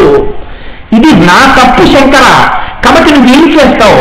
చాలా జీవితం అయిపోయింది నేను ఈ తప్పు తెలుసుకునేటప్పటికీ. చాలా మందితో గొడవలు పెట్టేసుకున్నాను, చాలా మందితో స్నేహాలు పెట్టేసుకున్నాను, చాలా మందితో బంధుత్వాలు పెంచేసుకున్నాను, చాలా మందితో చిచి వాడేందుకు పనికి వస్తాడని పెంచేసుకున్నాను. 2 వచ్చేసాయి నాకు, నీడలు వచ్చేసాయి, వెలుతురులు వచ్చేసాయి. ఇప్పుడు నేను ఇక వీటిల్లోంచి బయటకు వచ్చే ప్రయత్నం నేను చేయలేను. అందరితో మంచివాడు అనిపించుకోవడం కుదరదు.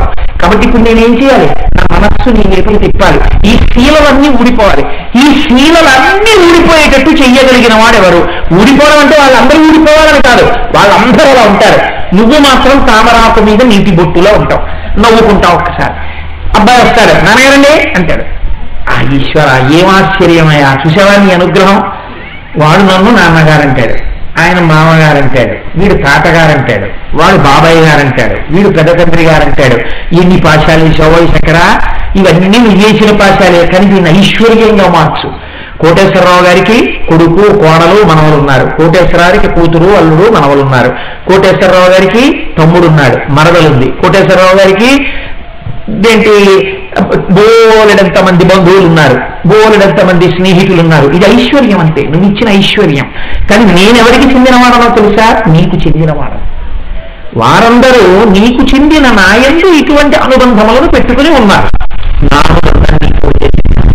అని లోపల నుండి ఎప్పుడైనా అన్నావా?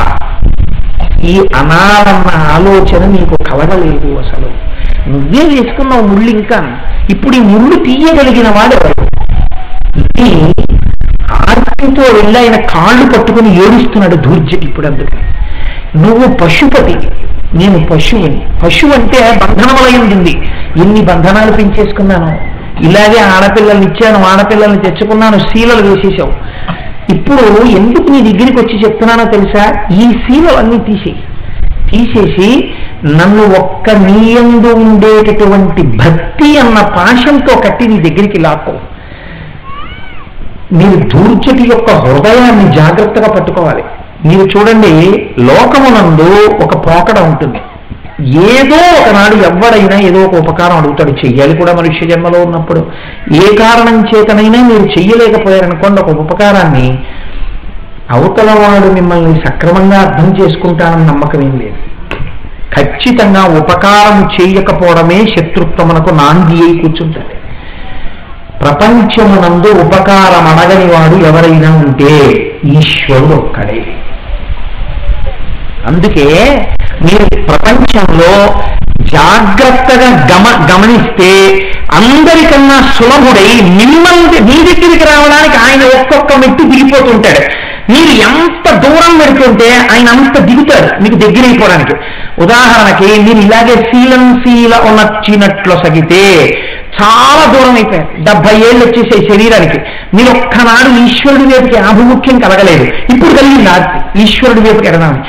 ఇన్నాళ్ళు మీరు ఈ బంధుత్వాలన్న పేరులో పడిపోయి తెలియకుండా ఎన్ని పాపాలు చేశారో, అక్కర్లేని అధికారాలు చలాయించారు, అహంకారాలకు పోయారు, కూడబెట్టారు, అల్లర్లు చేశారు, తిట్టారు, ఆ నోటితో ఎన్ని పాపపు మాటలు ఆడారు, ఎందరినో బాధ పెట్టారు. ఇప్పుడు ఈ పాపాలన్నీ ఎలా పోతాయి? ఎలా అంటే మీకు అక్కడికొచ్చి అభయం ఇచ్చేవాడు ఎవరో తెలుసండి. మీరు ఏడిస్తే బాగా జ్ఞాపకం పెట్టుకోండి, మీ బంధువులందరూ కలిసి వచ్చి నిలబడి ఇంకా మేమేమన్నాం, నువ్వు అన్నవన్నీ మేము మర్చిపోతున్నాం, ఇంకా ఇవాళ నుంచి నువ్వు పిలిచి మేము వచ్చేస్తామని బంధువులందరూ అన్నవాడిని ఒక్కడిని నాకు చూపించండి. ఉండడు సృష్టిలో. అలా అనరు బంధువులందరూ. ఐశ్వర్యమును బాధించుకోవడంలో కూడా దెబ్బలాడుకుంటారు కొడుకు కూతురు. కానీ నేను దూరమైపోయానయ్యా నీకు అని మీరు ఏడవడానికి సిద్ధపడితే చాలు, ఏడవక్కర్లేదు. దగ్గరకు వచ్చేసేవాడు ఎవడు? ఈశ్వరుడు ఒక్కడే. ఇన్నాళ్ళక అమ్మయ్యా నేనున్నాను అన్నావా రా అని గభాలను వచ్చి కౌగిలించేసుకుంటాడు. మీరు వెళ్ళక్కర్లేదు, ఆయన వస్తాడు. ఇప్పుడు అంటారు ధూర్జటి. ఇప్పుడు చూడండి, అంటే నేను అదే ధూర్జటి పద్యాన్ని కలుపుకుంటున్నాను ఒకదాని పక్కకొకటి. ఎలా అయితే మన జీవితానికి బాగా అన్వయం అవుతాయో అలా కలిపానంతే. ఇలా వరకులో ధూర్జటి రాశారని నా ఉద్దేశ్యం కాదు. శ్రీశైలేషు భజింతును అభవు కాంచీనాథు సేవింతును కాశీవల్లభు కల్వబోతును మహాకాళేషు పూజింతును నా శీలం వనువైన నిరువడుతున్ రక్షింపదే నీ కృపా శ్రీ శృంగార విలాస హాసములచే శ్రీకాళహస్తీశ్వర. ఈ పద్యం అంటే మనకి జీవితంలో ఒక గొప్ప అభయం ఉండాలి. ఈ పద్యం చదువుకున్నవాడు ఈ ముందు పద్యంతో అన్వయం చేసుకుని జీవితానికి ఒక కొత్త కోణాన్ని తొడుక్కోవాలి. చూడండి, చెట్టు కూడా మనకు ఒక విషయాన్ని నేర్పుతుంది. ఒక ఆకు పండిపోతుంది, రాలిపోతుంది, కొత్త ఆకు తొడుక్కుంటుంది. మీరు ఇంకా పండిపోతున్నాను అనుకున్నప్పుడు ఆ ఆకులు రాల్చి కొత్త ఆకులు తొడుక్కోవాలి, కొత్త బంధుత్వం పెట్టుకోవాలి. చూడండి ఎంత ఆశ్చర్యంగా మాట్లాడతాడో ఆయన. శ్రీశైలేషు భజింతును. ప్రాస కోసం ఇతి కోసం వేశారా ఈ మాట దుర్జటి? లేకపోతే ఏదైనా కారణం ఉందా ఈ మాటలు అనడంలో? మీరు కొంచెం ఆలోచించండి. దూర్జటి ఎప్పుడు మాట్లాడినా శివుడి దగ్గరికి వెళ్ళి చాలా ఆర్తితో మాట్లాడతాడు ఆయన. నేనేదో పొగుడుదామని టీకాకి ఎతి ప్రాస చూసుకొని రాసిన కవిత్వాలు కావు దూర్జటివి. ఓ శతకం నేను రచించాలని చెప్పుకోవడం కోసమును బిరుదుల కోసము దూర్జటి అది రాయలేదు. రాస్తే శివుడికి ఎందుకు చెప్తాడు? రాయల వారికి చెప్పుకుంటాడు. కాబట్టి శివుడితో మాట్లాడుతున్నాడు ఆయన. మాట్లాడుతున్నప్పుడు ఏ ఏ క్షేత్రములు నేను చూడలేదని చెప్తున్నాడు. శ్రీశైలేషు భజింతును. నేను శ్రీశైలం వెళ్ళి స్వామిని భజించలేదు, కీర్తించలేదు. అభవ కాంచీనాథు సేవింతును. నేను కంచిలో ఉన్నటువంటి ఏకాంబరేశ్వరుణ్ణి పూజించలేదు. కాశీవల్లభు కల్వబోధును. నేను కాశీలో ఉన్నటువంటి విశ్వేశ్వరుణ్ణి సేవించలేదు. మహాకాళేషు పూజింతును. నేను మహాకాళేశ్వరంలో ఉన్నటువంటి మహాకాళేశ్వరుణ్ణి పూజించలేదు. ఈ 4 తనకున్న ఆస్తిగా చెప్తున్నాడు. ఈశ్వరుడు తనను ఎందుకు అనుగ్రహించాలి అంటే ఈ 4 నేను చూడలేదు కనుక. ఇది పూర్తి. మనం ఏమంటాం సాధారణంగా? ఈశ్వరా నువ్వు నన్ను ఎందుకు అనుగ్రహించాలి అంటే ఏదో నేను ఇచ్చేశాను, నేను గుడి కట్టాను, గోపురం కట్టాను, నేను ఆ మెట్టు కట్టాను, లేకపోతే నేను ఏదో కానుకిచ్చాను, నేను ఆ గుళ్ళో చీపురు కట్టించాను, ఇవన్నీ చేశాను కాబట్టి నువ్వు నన్ను ఎందుకు అనుగ్రహించవు అంటాం. దూర్జటి గొప్పతనం చూడండి. నేను ఇది చేయలేదన్నాడు. నేను ఇది చేయలేదు అందుకు నువ్వు నన్ను అనుగ్రహించాలి. ఇవి చేయలేదు అన్నవాడు పోనీ ఏమనాలి? ముందు కాశీక్షేత్రాన్ని పెట్టాలి. ఎందుకని శైవక్షేత్రములన్నింటి యందు మహారాజస్థానమును పొందినటువంటి క్షేత్రం కాశీక్షేత్రం. కాబట్టి కాశీక్షేత్రం పెట్టాలి. వైరాగ్యంతో అయ్యో నేను ఇలా శీలంలో పడిపోయాను అనుకున్నప్పుడు. అయితే మీరు ఒకటి జ్ఞాపకం పెట్టుకోండి, నేను ముందు చెప్పిన పద్యాన్ని మీరు తప్పు అర్థంతో వినకూడదు. అయితే పిల్లలు ఇవన్నీ అనవసరమండి అని వెలి వైరాగ్యాలతో మాట్లాడకూడదు. అందుకే మనకి దక్షిణాయనంలో నాగుల చవితి వస్తే మీరు పని చేయాలి. రేపు నాగుల చవితి మీరు ఏం చేస్తారు? నూక పట్టుకెళ్తారు. నూక పట్టుకెళ్ళి పుట్ట దగ్గర వేస్తారు.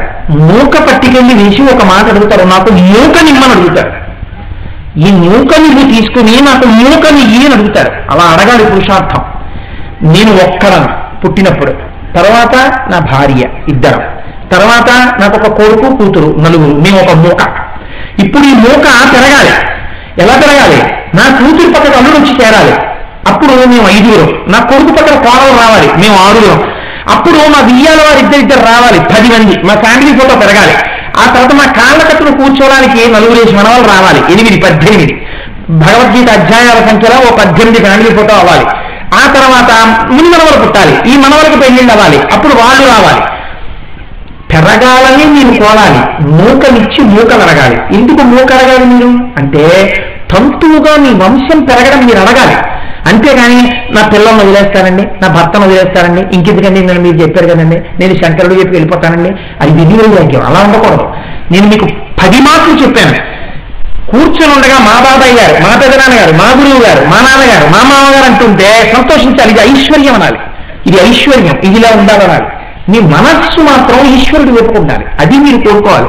అంతేగాని ఇవన్నీ ఎందుకంటే అయితే తెంచేసుకుంటాను అనకూడదు. అది వెలుగు రాజ్యం, అలా అర్థం లేకుండా ఉండకూడదు ఎప్పుడు.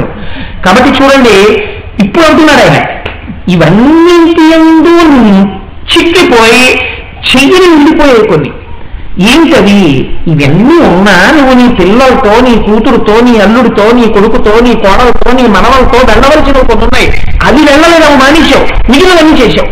ఏమి చెయ్యలేదు. ఇప్పుడు మన తరపున మాట్లాడుతున్నాడా, మనందరిలా మాట్లాడుతున్నాడా, లేకపోతే విచిత్రంగా మాట్లాడుతున్నాడా? దుర్జితి అంటే మహానుభావుడు శంకరుడి దగ్గరికి వెళ్ళి నిజాయితీతో మాట్లాడుతున్నాడు ఆయన. ఆయన అన్నారు, నేను శ్రీశైలేషు భజింతునో, నేను శ్రీశైలం వెళ్ళలేదు. వెళ్ళకపోతే నేను అది క్వాలిఫికేషన్ కింద వేసుకున్నాను, మేము శ్రీశైలం వెళ్ళలేదని. అవును రాసుకో, చెప్తాను వరుసగా. అభము కాంచీనాథు సేవింతునో, నేను కంచి వెళ్ళలేదు, వేసుకో. రాశావా? రాశాను. చెప్పు అయితే ఏంటంటావు? కాశీ వల్లభ పల్మబోధునో, నేను కాశీ వెళ్ళలేదు, రాసుకో. రాశాను. మహాకాళేశు పూజింతునో, నేను కాళేశ్వరం వెళ్ళి నేను మహాకాళేశ్వరుని పూజించలేదు, రాసుకో. ఈ 4 రాసుకున్నావా?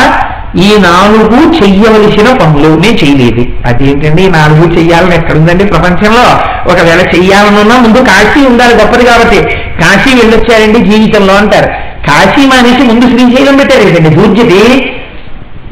ఇక్కడ మీరు ఆ పద్యంలో దూర్జటి ఆర్తిని పట్టుకోవాలి. మీరు పట్టుకుంటే మీరు ఈనాడు ఏ ఆర్తి పొందలేదో ఎత్తి చూపిస్తున్నాడు దూర్జటి. కాదు, ఆయన ఆర్తిని మీరు పొందిన నాడు మీరు దూర్జటి అవుతున్నారు. కాబట్టి దూర్జటి ఏది పొందారో మీరు అది పొందబోతున్నారు.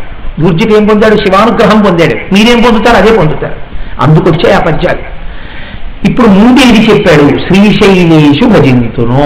శ్రీశైలం ఎందుకు గొప్పదైంది కాశీ కన్నా అంటే, శ్రీశైలమునందు మీకు సమస్తమైనటువంటి ఫలితములకు ఆలవాలముగా చెప్పబడేది ఒకటి ఉన్నది.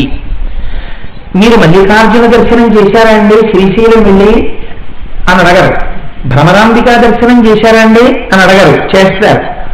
లేకపోతే కుంకుమార్చన చేశారా అండి అడగరు, చేస్తారు. కానీ ఒక్కటి మాత్రం చెప్తారు, శ్రీశైల శిఖరం దృష్ట్యా పునర్జన్మ న విద్యతే.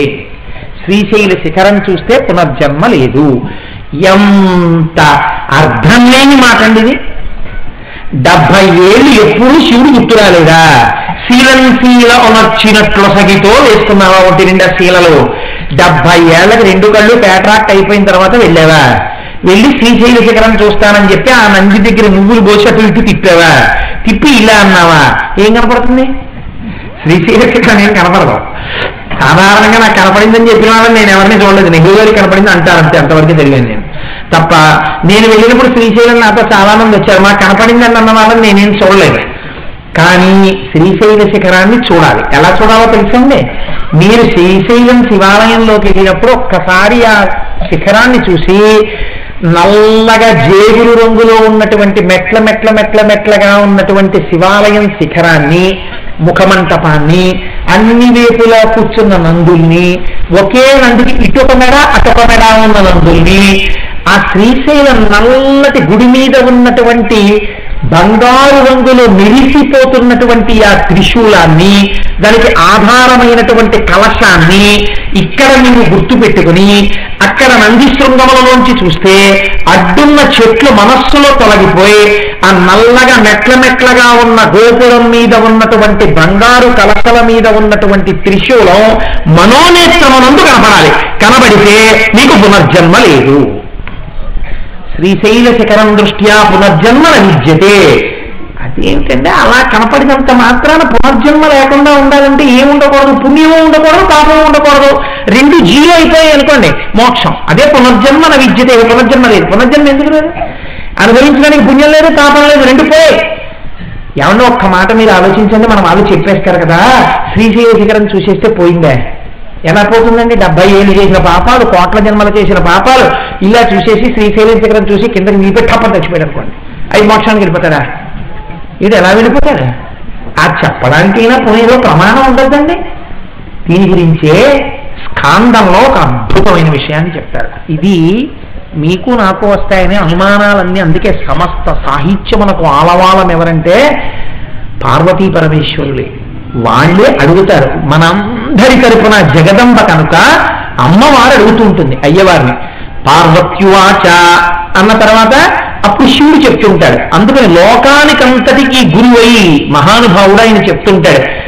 అంతేకాని శివుడు చెప్పేటప్పుడు ఆయనకి పార్వతీదేవికి రాగద్వేషాలు, గొడవలు ఇలాంటివి ఉండవు.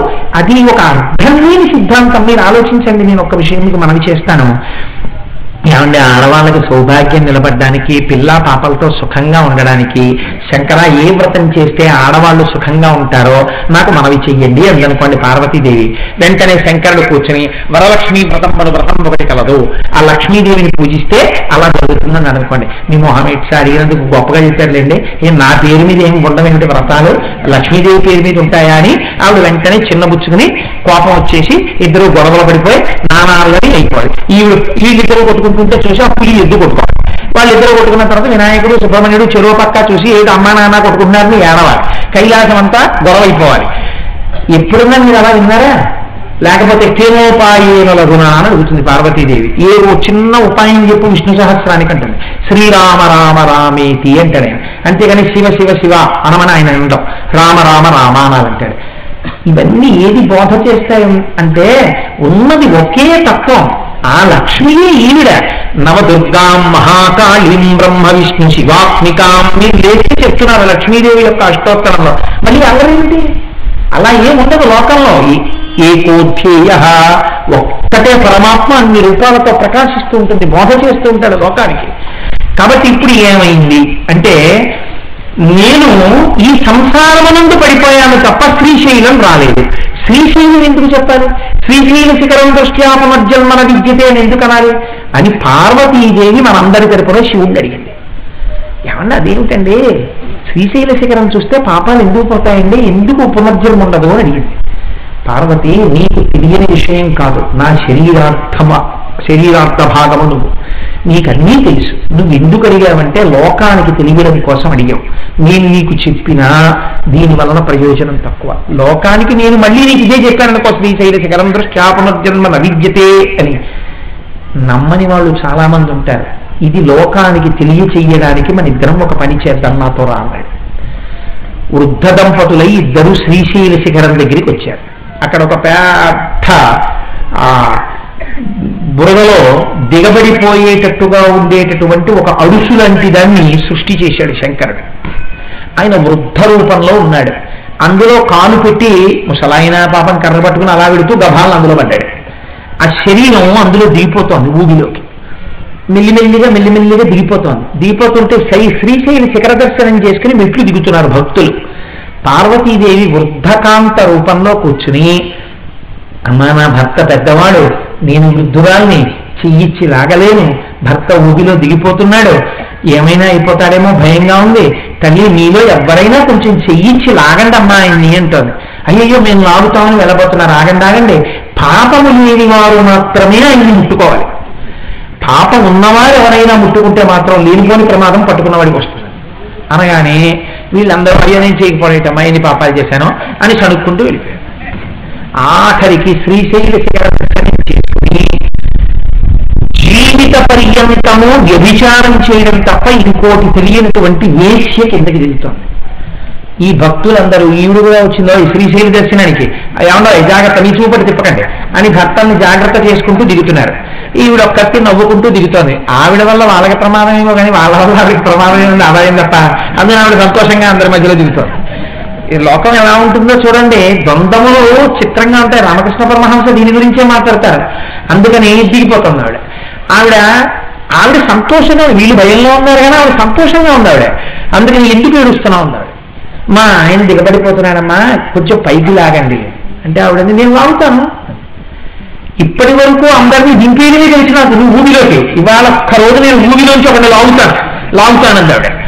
అంటే పార్వతీదేవి అంటే అలా లాగడానికి కుదరదు, పాపం లేని వాళ్లే లాగాలమ్మా అంది.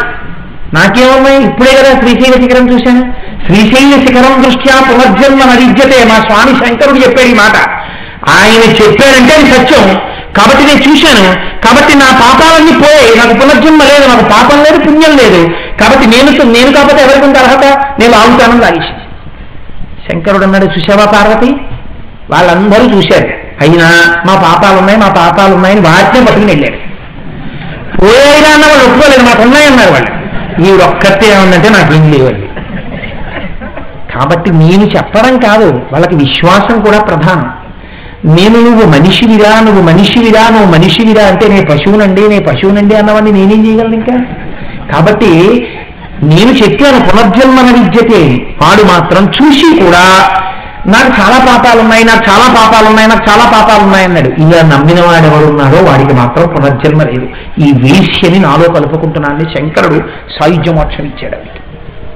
కాబట్టి కేవలము భగవంతుని యొక్క మాట విశ్వసించి అలా వెళ్ళి ఇలా శిఖరాన్ని దర్శనం చేస్తే భగవంతుని మాట నమ్మి నీ పాపములన్నీ ప్రక్షాళన అవుతున్నాయి. అలా నువ్వు చూస్తే పొరపాటు రికార్డింగ్ అవదేమో పైనని మళ్ళీ అమ్మవారు సాక్షిని పెట్టింది, సాక్షి గణపతిని. అయ్యా నేను వెళ్ళానండి శ్రీశైలం అని చెప్తే పొరపాటు నువ్వు వెళ్ళలేదో అంటారేమో అని సాక్షి గణపతి కన్న తల్లి విసర్గుణావతి శాంభవి. అంత గొప్ప శక్తి ఉంది కాబట్టి కొడుకు సాక్ష్యానికి కూర్చున్నాడు శ్రీశైలంలో. అంత గొప్ప క్షేత్రం శ్రీశైల క్షేత్రం. ప్రతిరోజు వసర సంధ్య వేళలో ఇప్పటికీ సాయంకాలం వేళ పార్వతీ పరమేశ్వరులు దిగేటటువంటి కొండ శ్రీశైలం కొండ. ఇప్పటికీ తొందరగా మనోలయం అయిపోయేటటువంటి కొండ శ్రీశైలం కొండ. అంత గొప్ప క్షేత్రం శ్రీశైల క్షేత్రం. అటువంటి శ్రీశైల క్షేత్రంలో శిఖరం చూస్తే పాపం పోతుందన్నావు. పనికి మారిన వాళ్ళందరితో మాట్లాడా, కానుకలు ఇచ్చా, తిరియా, వాళ్ళతో ఉన్నా, ఎన్నో ఊళ్ళెళ్ళా, వాళ్ళని పిలుచుకొచ్చా, వీళ్ళని పిలుచుకొచ్చా, ఒక్కనాడు శ్రీశైలం మాత్రం రాలేదు. కాబట్టి ఇప్పుడు నా పాపం ఎక్కడుంది? నువ్వు ఎంత సులభుడవో నేనంత దూరం పారిపోయాను నీ దగ్గర నుంచి. నువ్వేమో ఇంకా దిగావు. పోన్లేరా, శ్రీశైలం రావాలంటే ఘాట్ రోడ్లో బస్సు జర్నీ కదండి. ఒక రాత్రి అంతా బస్సులో కూర్చోలేమండి, మోకాళ్ళ నొప్పులు. 70 ఏళ్ళు వచ్చే శంకరుడు అన్నాడు పాపం. కానీ ఏం చేస్తాం, ఆ శిఖరం చూద్దామంటే మాకు మోకాళ్ళ నొప్పులు, కూర్చోలేమంతసేపు బస్సులో. ఏదో ట్రైన్ అయితే టాయిలెట్లు ఉంటాయి, అవి ఉంటాయి, ఇవి ఉంటాయి, షుగరు, 2 గంటలకు ఒకసారి ఏదో ఇబ్బంది వస్తూ ఉంటుంది. ఎక్కడ కూర్చోగలనండి, కూర్చోలేని, ఏం చెయ్యం, శ్రీశైలం వెళ్ళలేం. పోన్లేరా, ఈశ్వరుడు అన్నాడు అలా రాలేవా, శ్రీశైలం రాలేవా, మనస్సులో శిఖరాన్ని చూసి నందిలోంచి చూడలేవా? మీరు ఎంత నాకు చేతగాలంటే ఆయన ఇంకో పెట్టి దిగుతున్నాడు. ఆయన దిగుతున్న క్రమాన్ని చెప్తున్నాడు బుచ్చిటి. ఇప్పుడు బాధపడిపోతున్నాడు, ఎంత దిగావు, నేను ఏమి చూడలేదు శంకర. శ్రీశైలేషు భజింతునో అభవు కాంచీనాథు సేవింతునో. అక్కడైతే శిఖరం చూడాలి, కొండ ఎక్కాలి, కొండ మీద మళ్ళీ మెట్లు ఎక్కాలి, ఆ నంది దగ్గరికి వెళ్ళాలి, నువ్వులు పొయ్యాలి, తిప్పాలి, 2 శృంగముల మీద చేతులు వేయాలి, అవయవం పట్టుకోవాలి, మనస్సుతో శిఖరం చూడాలి, పెద్ద గాలి వేస్తుంటుంది, పడిపోకుండా జాగ్రత్తగా కిందకి దిగాలి, చేతికర్ర ఉండాలి, ఎవరో చెయ్యి ఎత్తుకోవాలి. ఇవన్నీ కుదరవా? పోలేరా, నేనే దిగొచ్చేస్తాను. కొండొద్దు, శిఖరం వద్దు, నంది వద్దు, ఏమీ వద్దు, నువ్వు ఇలా వచ్చి అలా గుళ్ళో దిగి 4 అడుగులు వేసి ఇలా చూడు, నేను అలా కనపడతాను. మనస్సుతో చూడలేనంటున్నావుగా శ్రీశైల శిఖరాన్ని. నువ్వు ఇలా చూడగానే నీ మనస్సు ముప్పిలుగునే రూపంలో నేను నిల్చుంటాను. పోనీ చూస్తావా? ఎక్కడి నిల్చున్నాడు? కాంచి యందు ఏకాంబరేశ్వరుడై నిల్చున్నాడు. ఏకాంబరేశ్వరుడు అంటే ఆ మామిడి చెట్టు యొక్క వయస్సు ఎవరికీ తెలియదు. అంత గొప్ప చెట్టు దక్షిణ భారతమునందు ఏకాంబరేశ్వరుడే. అక్కడికి నీకేమిటి? 7 మోక్షపురాలని ఉన్నాయి మనకి. అయోధ్య, మధుర, మాయా, కాంచి, కాశీ, కాంచి, అవంతిక. వీటిలో పురీ, ద్వారవతీ చైవ సప్తైతే మోక్షదాయకాః.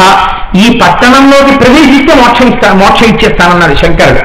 చిత్రం ఏంటంటే 6 పట్టణాలు ఉత్తర భారతదేశంలో ఉన్నాయి. దక్షిణ భారతదేశంలో ఉన్న ఏకైక మోక్షపురి కంచి. ఇంకొక దాన్ని మోక్షపురి అని పిలవరు. ప్రవేశించినంత మాత్రం చేత మోక్షం ఇచ్చేదిగా పురాణముల చేత కీర్తింపబడినటువంటి పట్టణం కంచి ఒక్కటే. కాబట్టి ఇప్పుడు నువ్వు శిఖరాలు ఎక్కక్కర్లేదు, నంది శృంగంలోంచి చూడక్కర్లేదు, ఇలా దిగి ఆ ఊళ్ళోరా అంతే. నువ్వు 7 మోక్షపురాల్లో దాంట్లోకి వచ్చావని నీకు ఇచ్చేస్తాం మోక్షం. వచ్చేస్తే ఊళ్ళోకి వస్తాను కానండి, తీరా వచ్చిన తర్వాత వెంటనే ఏం గుర్తొస్తుందంటే టాబ్లెట్లు వేసుకోవాలి, మంచి హోటల్ ఎక్కడ ఉంటుందండి అని అడగాలి. కాబట్టి మనకి దేవాలయ దర్శనం ఎప్పుడు అంటే మంచి టిఫిన్కి భోజనానికి మధ్యలో, క్షేత్రంలో కూడా. అంతేగాని దేవాలయం తర్వాత ఏది దొరికితే తిందాలేనన్న కాన్సెప్ట్ తక్కువగా ఉంటుంది. కాబట్టి శంకర వస్తే కంచిలో వస్తాను, కానీ ఒకసారి నేను ఎలాగో అలా చూడాలి కదా, శ్రీశైలంలా కాకుండా ఏమైనా కన్సెషన్స్ ఉన్నాయా కంచిలో అంటే శంకరుడు అన్నాడు, అక్కడ నువ్వు శిఖరాలు ఎక్కకు, నందిలోకి వెళ్ళకు, ఏం వెళ్ళక అలా గుడిగా ఎక్కిరా. వస్తే 4 పెద్ద పెద్ద కొమ్మలు ఉంటాయి, అంతంత వ్యాప్తి చెందుతాయి. ఇప్పుడు ఒకటే కొమ్మ అనుకోండి, 4 కొమ్మలు, 4 కొమ్మలకి 4 రకాల రుచులతో మామిడి పళ్ళు ఉంటాయి. ఈ 4 కొమ్మలు ఏమిటో తెలుసా? 4 వేదాలు. ఈ 4 వేదాలు ఎక్కడి నుంచి వచ్చాయి తెలుసా? నాలో నుంచి వచ్చాయి. నేనే దాని యొక్క మూలాన్ని. నువ్వేమీ చెయ్యకు, ఇలా నిలబడు, ఇలా చాలు. ఆ చెట్టు కదులుతుంటుంది కదా, కదులుతున్నప్పుడు నీకు భావన ఉంటే ప్రాతస్వరామి పరమేశ్వర బాహుదండాన్ ఖత్వాంగశూల హరినాహ పినాకయుక్తాన్ గౌరీ కపోలకు చరంజిత పత్ర రేఖాన్ సవర్ణ కంకణ మణిద్యుతి భాసమానాం. నా తండ్రి యొక్క చేతులు కదులుతున్నప్పుడు కంకణముల యొక్క కనకన భావములని దర్శనించి, నా పాదములు దర్శనించి, పోనివేం నీకు చేత కాకపోతే చెట్టు అంత చూసిలా, ఆ కదులుతున్న చెట్టులో నేనున్నాను, నా కదలికలు ఉన్నాయి. నేను అక్కడ కదలిక లేకుండా నేను చెట్టుగా కదులుతూ దర్శనమిస్తాను. ఒక్కసారి చూడు, నీకు మోక్షం ఇచ్చేస్తాను. అక్కడ నన్ను వచ్చి నువ్వు తప్పు పలికేసినా పర్వాలేదు, ఏకాంబరేశ్వరుడు అను పర్వాలేదు, ఏకాంబరేశ్వరుడు అను పర్వాలేదు, ఏకాంబరేశ్వరుడు అను పర్వాలేదు. ఇది చిత్రం. కంచి వెళ్ళిన వాళ్ళకి అదృష్టం ఏమిటో తెలుసా అండి? మీరు ఒక చోట మల్లికార్జునుడు ఎలా రాయాలండి అని అన్నారు అనుకోని పోయింది, మల్లికార్జునుడు అనాలి. ఏకాంబరేశ్వరుడి దగ్గరికి వెళ్ళి మీరు ఏకాంబరేశ్వరుడు అన్నారు అనుకోండి, కరెక్టే. ఎందుకంటే ఒకే మామిడి చెట్టు నుంచి వచ్చేటటువంటి పళ్ళు, ఒక్క మామిడి చెట్టు రూపంలో ఉన్నవాడు ఈశ్వరుని చెట్టుతో పోలుస్తూ ఉంటుంది ఎప్పుడు పురాణం. అందుకే రామాయణంలో కూడా కిష్కింధకాండలో తార వాలితో చెప్తుంది, నివాస వృక్ష సాధూనాం ఆపన్నానాం పరాగతి ఆప్తానాం సంసర్గిస్తేమి యశస్సైక భాజనం అంటుంది. భగవంతుడు చెట్టు లాంటి వాడు, ఎవరు తన దగ్గరికి వస్తారో వాళ్ళకి నీడనిచ్చేస్తాడంతే. అంతేగాని నువ్వు అక్కడ ఉండి రమ్మంటే రాజు చెట్టు. కాబట్టి ఈశ్వరుడు చెట్టు లాంటి వాడు. ఏకాంబరీశ్వరుడు మామిడి చెట్టు రూపమునందున్నవాడు అయిపోయింది. భగవంతుడు నామని చెప్పేసి మోక్షపురికి వెళ్ళి పొరపాటు పలికారేమో అనుకుని ఏకాంబరీశ్వరుడు అన్నావు. అయినా ఓకే. ఎందుకని? కంబ అన్న మాట చేత కొయ్య చెట్టు, ఒక చెట్టు రూపంలో ఉన్నవాడు. అది మామిడి చెట్టు అని చెప్పక్కర్లా, ఒక చెట్టు రూపంలో ఉన్నవాడు అయినా కరెక్టే. కాదు, ఏకాంబరీశ్వరుడు అంబరముగా ఆకాశముగా అంతటా వ్యాపించి ఉన్నవాడు, అప్పుడు కరెక్టే. నువ్వు ఎలా పలికే అది నా పేరే అని చెప్పి ఒప్పేసుకుని నీకు మోక్షం ఇచ్చేయడానికి రాసేస్తాను ఖాతాలో. కాబట్టి ఇప్పుడు శ్రీశైలం కన్నా దిగిపోయాడైనా పోన్లేరా, శ్రీశైలం కొండకి రాలేవు, ఘాట్ రోడ్డు ఎక్కలేవు, శిఖరం ఎక్కలేవు, పోను చెట్టును చూస్తావా, ఇచ్చేస్తాను మోక్షం. వచ్చి ఇలా అంటారా? నువ్వు నాకు అనడం రాదండి, ఏకాంబరేశ్వరుడు ఏంటంటే అంత పేరు పెట్టుకున్నారు అనకు. పోనీ నువ్వు తప్పులకే ఏకాంబరేశ్వరుడు అని నా పేరే, ఏకాంబరేశ్వరుడు అనే నా పేరే, ఏకాంబరేశ్వరుడు అనే నా పేరే. నువ్వు ఎలానే నన్నే అన్నాను రాసేసుకుని నీకు మోక్షం ఇచ్చేస్తాను. అయినా రాలేదు స్వామి, నేను నీ దగ్గరికి కంచి రాలేదు. వియ్యాల వారిని బొట్టెట్టి పిలవడానికి 50 మాటలు వెళ్ళావు దెబ్బలాడతారు. అల్లుడు గారి ఇంటికి 70 మాటలు వెళ్ళావు, కోడల దగ్గరికి 30 మాటలు వెళ్ళావు, బంధువుల ఇంటికి చీ అనేదాకా వెళ్ళావు. ఏమీ తోటలు స్నేహితుల ఇంటికి వెళ్ళిపోతావు. అర్థం ఉండదు. కొంతమందిని చూడండి, ఎక్కడికో వెళ్తారు, ఏం చేశారండి అక్కడికి, వారం రోజులు ఫ్రెండ్స్ ఉన్నారండి, అందరి ఇళ్లలో ఉన్నా అంటారు. వారికి పొమ్మంటారు అయితే వచ్చిన తర్వాత ఏదో బాధో కష్టమో సుఖమో, సరేనంటే 2 మేస్తారు భోజనం చేద్దరుగానంటాడు, పెడతారు చేస్తారు. కానీ ఎందుకు నువ్వు అక్కడికి వెళ్ళిపోయి ఆ భోజనాలు అనేది అలా కంచి వెళ్ళావు ఎప్పుడన్నా? ఓసారి 4 రోజులు కంచి వెళ్ళిపోయి నా భార్యతో కలిసి కూర్చుని రోజు కంచిలో ఉన్న దేవాలయాలన్నీ చూసి 3 రోజులు ప్రతిరోజు పొద్దున్న మధ్యాహ్నం సాయంత్రం మామిడి చెట్టు దర్శనం చేసుకోవడానికి నేను వెళుతున్నానండి. కంచిని ఎప్పుడైనా వెళ్ళావా? ఫ్రెండ్స్ని చూడడానికి వెళ్ళిపోతాడు ఎక్కడికో. ఎందుకని? నేను వెళ్ళలేను శంకర, ఇలా అసలు నాకు ఆలోచన రాలేదు, నువ్వు నా కోసం ఇంత కిందకి దిగేవన్న ఆలోచన నాకు లేదు. పోని ఇప్పుడు నేను కంచి వచ్చినా, కంచి లోపలికి వచ్చినా అక్కడ ఆ భావనతో నేను ఉంటాను. తీరా నాకు ఎంత చెరుపు మరుపు వచ్చేసిందంటే నన్ను బలవంతంగా కంచి తీసుకొచ్చి ఎవరో మామిడి చెట్టు కింద నించోబెట్టినారు. రాగి చెట్టు ఏమిట్రా తన కళ్ళజోళ్ళలోంచి కాదు తాత ఏకాంబరేశ్వరుడు మామిడి చెట్టు అంటే ఇప్పుడే రెక్కలేస్తాయి పక్షులు అంటాను. అప్పుడు కూడా నా మనస్సు నిలబడదు, పాంచి శిష్యం దాన్ని. ఈశ్వరుడు నీకు మంచి మనస్సు ఇచ్చాడు పుట్టుక చేత, నువ్వు దానికి వేశావు శీలం శీలనొచ్చినట్లు సగితే దాన్ని నాశనం చేసి కూర్చోబెట్టావు. కాబట్టి ఇప్పుడు అది నిలబడదు, అయిపోయింది వయస్సు. ఇప్పుడు నీకు ఎక్కడికి తీసుకెళ్ళినా అక్కర్లేని మాటలే గుర్తొస్తాయి. నువ్వు విన్నది కానీ నువ్వు చూసింది కానీ నీకు స్ఫురణలో ఉండదు అసలు. ఎందుకని నీ మనసుకు అలవాటు తీసుకోవాలి అలా వెళ్ళిపోవడం. కాబట్టి ఇప్పుడు ఎలా మరి అంటే ఇంకో మెట్టు దిగిపోయాడు. పోలేదా నీకు అవేం కుదరదా, నీ మనస్సు నిలబడదా, ఆ చెట్టు కూడా కనబడదా నీకు? ఒకవేళ నీ మనవడో నీ కొడుకో అది ఇచ్చినా కూడా నీకు అది గుర్తుపట్టలేదా? కంచిలో ఉన్నానని కూడా నీకు అసలు స్ఫురణలో లేదా అంటే ఇవన్నీ దీన్ని బట్టి ఏమర్థమైపోతావు? ఇక నువ్వు వెళ్ళిపోయే టైం వచ్చేసి ఇప్పుడు ఇంకెవరో గుర్తుపడు. ఇంకా వాళ్ళు అరిచినా నీకు వినపడదు. రామకృష్ణ పరమహంస చెప్తుండేవారు, దాచుకోవడం తప్ప ఇలా పెట్టడం చేత కానటువంటి వర్తకులకు ఒక భార్య ఉండేది, ఆవిడ మహాదాత. పాపం ఆవిడతో ఏమీ చేయించేవాడు కాదు. ఈయన మరణశయ్య మీద పడుకుని ఉన్నాడు, ఏడుస్తున్నాడు. ఏడుస్తుంటే ఆవిడకి జాలేసింది, అయ్యో ఏమీ చేయలేకపోయానని ఏడుస్తున్నాడేమో అని భర్త దగ్గరికి వెళ్ళి, ఏమంటే మీరేం దానం చేయలేదు, ధర్మం చేయలేదు, ఒక్క పుణ్యకార్యం చేయలేదు, ఎప్పుడూ దాచడం తప్ప, అదిగో కొడుకులు కోడళ్ళు లోపల గదిలో మాట్లాడుకుంటున్నారు ఎవరేం తెచ్చుకుందామని, చూశారా ఎందుకు వచ్చింది ఈ సంపద, ఇప్పుడు ఏడుస్తున్నారు. ఎంత బాధగా ఉందో నాకు. ఫోన్లేండి, ఏం బెంగెట్టుకోకండి, నారాయణ నారాయణ అనుకుంటూ ఉండండి, అది మిమ్మల్ని రక్షిస్తుందండి. ఆయన అన్నాడు ఓపికంతా కూడ తీసుకుని, నేను అందుకు ఏడవట్లేదే, ఆ దీపపు కుందులో అంత నూనె ఎందుకు పోశారు, అంత అవసరమా, అందుకే ఏడుస్తున్నానన్నాడు. ఇవెవరు రక్షిస్తారు అండి? అప్పుడు కూడా రక్షిస్తానన్న వాడు ఉన్నాడు. ఎవరో తెలుసా అండి? శివుడు. పోనీ ఇంక నీకు అన్ని సంధిబంధములు ఊడిపోతున్నా, ప్రాణోత్క్రమణం అయిపోతున్నా, నీ బుర్ర దేని మీద నిలబడదా? కాశీ వచ్చేసి అక్కడ చచ్చిపోతారు. ఇక నీ మనస్సు దేని మీద నిలబడమంటున్నావు కదా, కాశీ వచ్చేసి కాశీలో చచ్చిపో అంటే ఆత్మహత్య చేసేసుకోమని కాదు, అక్కడికి వచ్చి కూర్చో, ప్రాణాలు పోతుంటాయి. అప్పుడు నేనేం చేస్తానో తెలుసా, నేను ప్రతిజ్ఞ చేశాను, కాశీలో ఏ ప్రాణం విడిచిపెట్టేటప్పుడైనా నేను దాని కుడి చెవిలోకి వెళ్ళి తారక మంత్రోపదేశం చేస్తాను, నానామని చెప్పిస్తాను చెవిలోకి వెళ్ళి. అది నేను చెప్తుండగా వింటుంటుంది. కాబట్టి శంకరుడికి ఒక లక్షణం ఉంటుంది, సుగంధిం పుష్టివర్ధనం. ఆయన వచ్చానది గుర్తు ఏమిటంటే గొప్ప సుగంధం వస్తుంది, మంచి సువాసన గుమ్మెత్తిపోయేటట్టు వచ్చి కుడి చెవిలో తారకం చెప్తాడు. ఆ తారకం ఉపదేశం అవుతుండగా ప్రాణోత్క్రమణం అవుతుంది. రామకృష్ణ పరమహంస ఇది నిజమేనా అని అనుమానం వచ్చింది. కాశీలో చీమలు చచ్చిపోతాయి, కుక్కలు చచ్చిపోతాయి, పందులు చచ్చిపోతాయి కదా, అన్నిటికీ శివుడు చెప్తాడా తారకం అని. ఆయన ఒకసారి ధ్యానంలోకి వెళ్ళి కాశీపట్టణ దర్శనం చేశారు. దర్శనం చేస్తే వెళ్ళిపోతున్న ప్రతి ప్రాణి కుడిచివిని పైకెత్తుతున్నట్టు ఆ కుడిచివి పైకి నిక్కబొడుచుకుని ఉండగా విభూతి అలంకృతమై నిరిసిపోతూ మూడవ కన్ను బొట్టుగా కనపడుతుండగా జటాజూటంతో త్రిశూలాన్ని ఎడంచేత్తో పట్టుకుని ఆ పోతున్న ప్రాణి కుడిచిని తన చేత్తో పట్టుకుని తారకం చెప్తున్నటువంటి శివుడు కోట్ల రూపాలతో కాశీలో దర్శనమిచ్చాడు. ఆయనకి పొంగిపోయి నమస్కరించారు రామకృష్ణ పరమహంస. కాబట్టి చచ్చిపోతున్నా కూడా నీకు నిలబడదా, కాశీగా ఇచ్చేస్తానన్నావు. అది కుదరదు. ఈ ఊళ్ళో కూతుళ్ళు ఉన్నారు, అల్లుళ్ళు ఉన్నారు, కొడుకులు ఉన్నారు, అక్కడికి వచ్చేలా పోగొట్టేస్తాను ప్రాణాలు, అలా కుదరదయ్యా అంటావా? ఈ వరవడి, ఇది ఆర్తి. అయ్యయ్యో ఎంత దిగిపోయావు శంకరా మా కోసం. కానీ మేము నువ్వు ఎంత దిగిరికి వస్తుంటే అంత దూరం మేము పోయాం. అస్తమానం ఇలా మా ఇంటికి వచ్చి వేళ్ళు విడిచే వాళ్ళందరి చుట్టూ తిరిగాం. వాళ్ళకి ఫోన్లు, వాళ్ళకి సెల్ ఫోన్లు, వాళ్ళ ఇంటి చుట్టూ తిరగడం, బంధుత్వాలు, ప్రేమలు, దెబ్బలాట్లు, గొడవలు, అల్లర్లు, కామెడీ ఫోటోలు, ఏంటి ఇబ్బందులు. దానికి 600 చీర కొన్నారు, నాకు 590 చీరలే కొన్నారు, మూతులు 3 వంకర్లు, అల్లర్లు, ఇన్ని పడ్డాను. వీళ్ళందరి చుట్టూ తిరిగాను ఈ మాటలు. ఇంత దిగిరికొస్తున్న నీ వైపు మాత్రం ఇలా చూడలేదు. ఏం ప్రారంభం శంకరానది.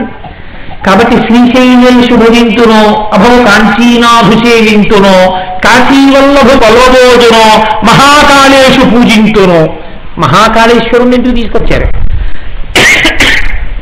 అంటే ఇందులో గమ్మత్తుంది. ఇప్పుడు నేను మహాకాళేశ్వర క్షేత్రం గురించి నేను చెప్తూ మొదలు పెడితే ఇప్పుడు జ్యోతిర్లింగ దర్శనాలన్నీ ప్రారంభమైపోతాయి, ఇబ్బంది కనుక మీతో ఒక్క మాట ప్రస్తావన చేస్తే ప్రయత్నం చేస్తాను. మహాకాళేషు పూజింతును అంటే కాళేశ్వర క్షేత్రమునందు ఈశ్వరుడు కాలము ఈశ్వర రూపాన్ని పొందింది.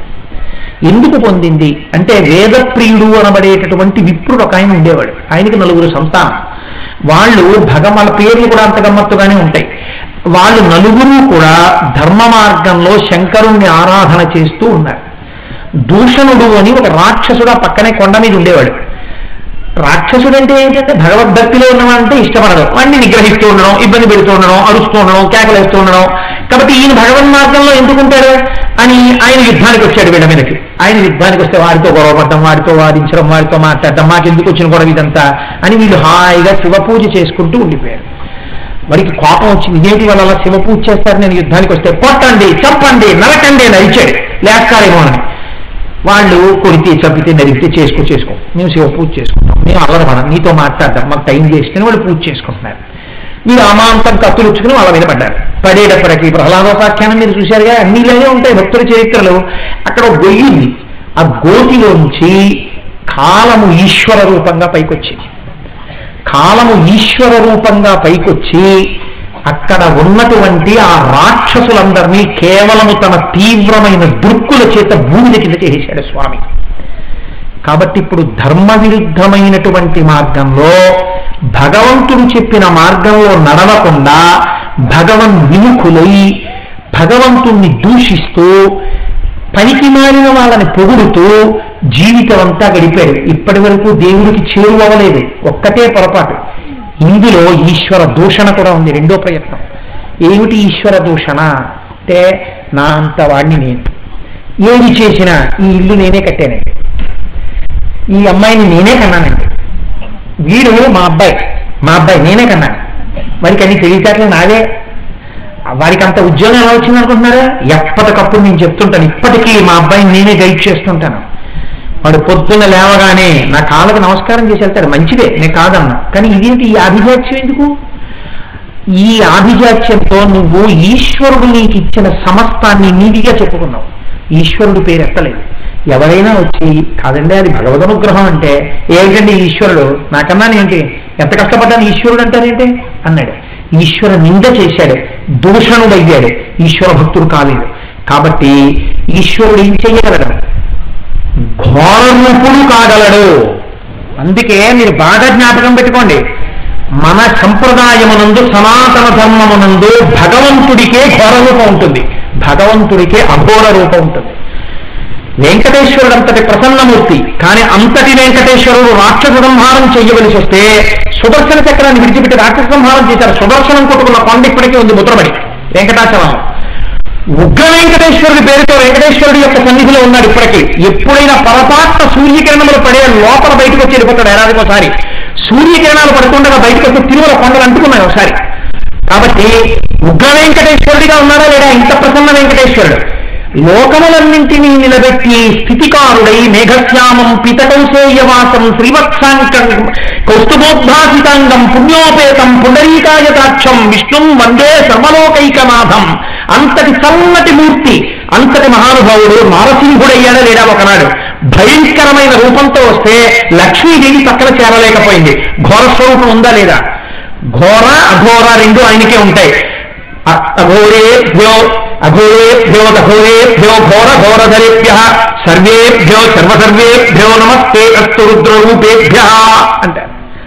ఆయనే నువ్వు పెచ్చ వేషాలేసి ఈశ్వరుడిచ్చినటువంటి నోటిని భగవంతుని యొక్క దూషణకి ఉపయోగిస్తే లేదని అనుకోకు, లెక్క పెట్టేవాడు ఇక్కడ ఉన్నాడు, వాడు చూస్తాడు, వాడు ఇవ్వవలసిన సమయం వాడికి వస్తుంది, ఇప్పుడు కాదు, ఉత్తర జన్మలలో రాస్తాడు. ఏమవుతుంది? అపమృత్యు దోషం వచ్చి పడిపోతుంది. అనుభవించినప్పుడు తెలుస్తుంది దాని బాధ ఏమిటో. ఇలా పెళ్ళవుతుంది, చక్కటి కొడుకు పుడతాడు, చక్కటి కూతురు పుడుతుంది, మంచి సంతోషంగా ఉంటుంది ఇల్లు. నేను ఎన్ని కుటుంబాలు చూశానో, ఏమిటో ఈ మధ్య కొంచెం గొంతులో నొప్పిగా ఉందండి అంటాడు. డాక్టర్ గారి దగ్గరికి వెళ్తాడు, ఉండడండి 10-15 రోజుల కన్నా ఉండడు, క్యాన్సర్ అంటారు. మొన్న చూసాం మా ముత్యాల సత్యనారాయణ ఇంటి దగ్గర. ఎన్నో అపమృత్యువు అంటే రాకూడని స్థితిలో వచ్చేస్తోంది మృత్యువు. ఎందుకని? దూషణ యొక్క ఫలితము. పోని ఊరికే ఊరుకున్నావా? ప్రయత్నపూర్వకంగా ఈశ్వరుణ్ణి దూషించడం మొదలుపెట్టావు. ఏమవుతుంది? ఫలితం ఉత్తర జన్మలలో చూపిస్తుంది, అపమృత్యు దోషంగా వస్తుంది. ఈ అపమృత్యు దోషం పోవడానికే అందుకే మహాకాళేశ్వరం వెళ్ళిన వాడికి స్వప్నంలో కూడా దుఃఖం లేదన్నారు.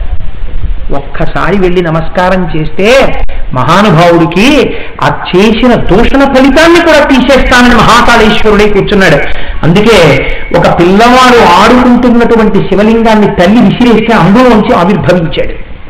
దేవాలయం కూడా అలాగే నిర్మింపబడింది ఆయనకి. అంత గొప్ప క్షేత్రం మహాకాళేశ్వరం. నేను నిన్ను స్తుతి చేయకపోతే ఊరికినే నిన్ను దూషణ చేశాను, ఈ దూషణ యొక్క పాపాన్ని కూడా తీసేయడానికి సిద్ధంగా నిలబడ్డావు మహాకాళేశ్వరుడవై, అయినా నేను రాలేదు. ఏం నా ప్రారంభం శంకర? నన్ను తిట్టిన వాళ్ళు ఉన్నారు, వాళ్ళు తిడతారని నాకు తెలుసు, నన్ను తిట్టడమే వాళ్ళ పని. వాళ్ళు బంధుత్వం అన్న పేరు పెట్టుకుని ఎప్పుడూ ఏదో చేయలేదని వాళ్ళు నన్ను తిడుతూనే ఉంటారు. నేను ఈ మాటలు ఎందుకంటున్నానో తెలుసండి, ఒక్కసారి అంతఃపరిశీలనం చేయండి. ఇలాంటి బంధుత్వాలు లేని వాళ్ళు ఉన్నారన్న వాళ్ళు చూపించండి నాకు. ఎప్పుడూ ఎవరో ఏదో చేయలేదని తిట్టేవాళ్ళే బంధువుల్లో. కడుపున పుట్టినటువంటి బిడ్డలు ఇంకా ఏదో ఇవ్వలేదని ఏడ్చేవాళ్ళే. ఎప్పుడు ఇంకా ఇదేదో చేయలేదు, మా దగ్గరికి వచ్చి ఇది చేయొచ్చు కదా, మాకు అది చేయొచ్చు కదా, మాకు అది చేయలేదు, మాకు ఇది చేయలేదు. అయ్యో వాడు ఎలా ఉద్ధరింపబడతాడు, వాడు ఎప్పుడు వాడు సంస్కరించుకుంటాడు, వాడు భగవన్మార్గంలో ఉన్నాడు చక్కగానే.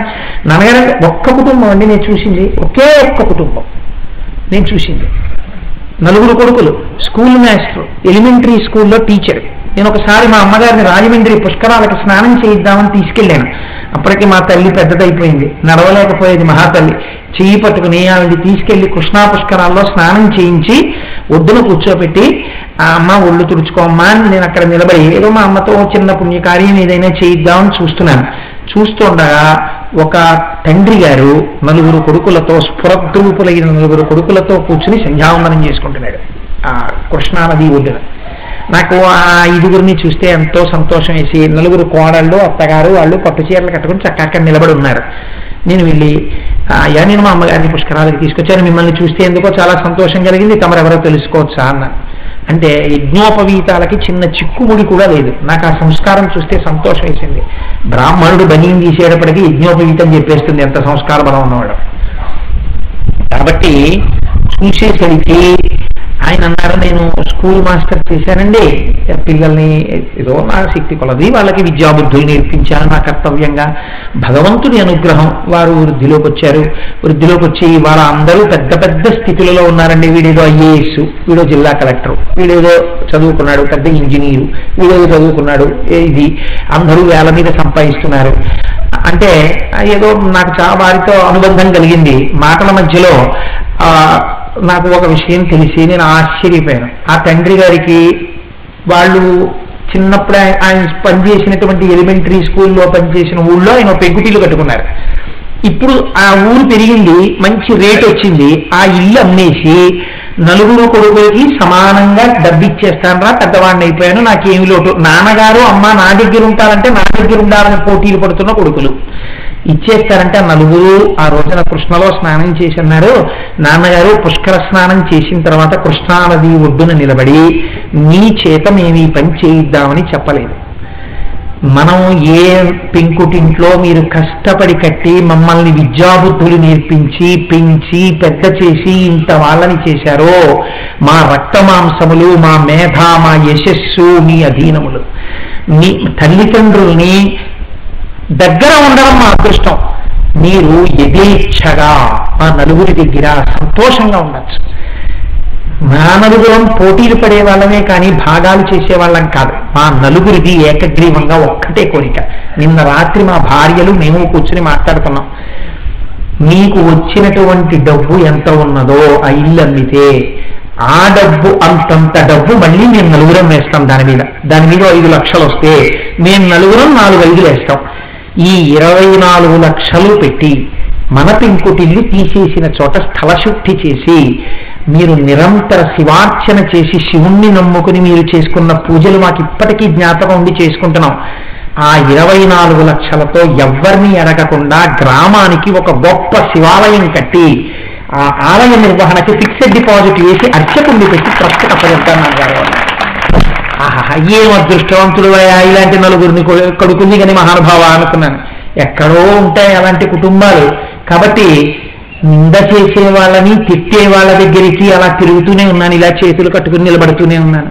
నాది తప్పు కాదని తెలిసినా ఏమనుకుంటారో, ఎందుకు మనకి లేనిపోని గొడవ అని చెప్పి అలా తలంచుకుని అవునండి నిజమే పొరపాటే, పోన్లండి ఏమనుకోకండి అని చెప్పుకున్నాను. బంధుత్వాలు నిలబెట్టుకున్నాను, స్నేహాలు నిలబెట్టుకున్నాను, అధికారులతోటి సంబంధాలు నిలబెట్టుకున్నాను. వీళ్ళందరూ దూషించినా పడ్డాను. నిన్ను దూషించిన పాపం తీసేస్తాను ఒక్కసారి రారా అంటే మాత్రం నేను రాలేదు. ఎంత పాపిష్టివాణ్ణి శంకరా నేను.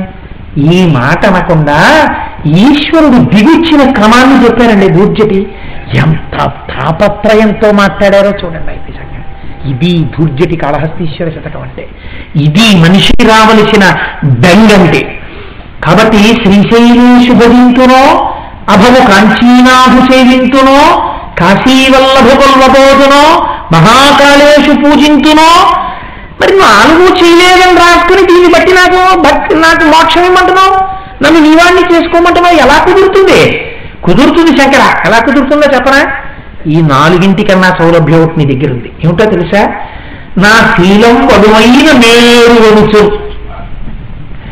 ఈ 4 విధాలుగా ఇంత సౌలభ్యమున్నవాడిది అన్న విషయాన్ని ఇన్నాళ్ళకి గుర్తించి ఇప్పుడు నీ సౌలభ్యాన్ని అనుభవించగలిగిన స్థితిని కూడా పోగొట్టుకున్నవాడనన్న నా దీనత్వాన్ని నేను చేసిన పుణ్యంగా స్వీకరించి.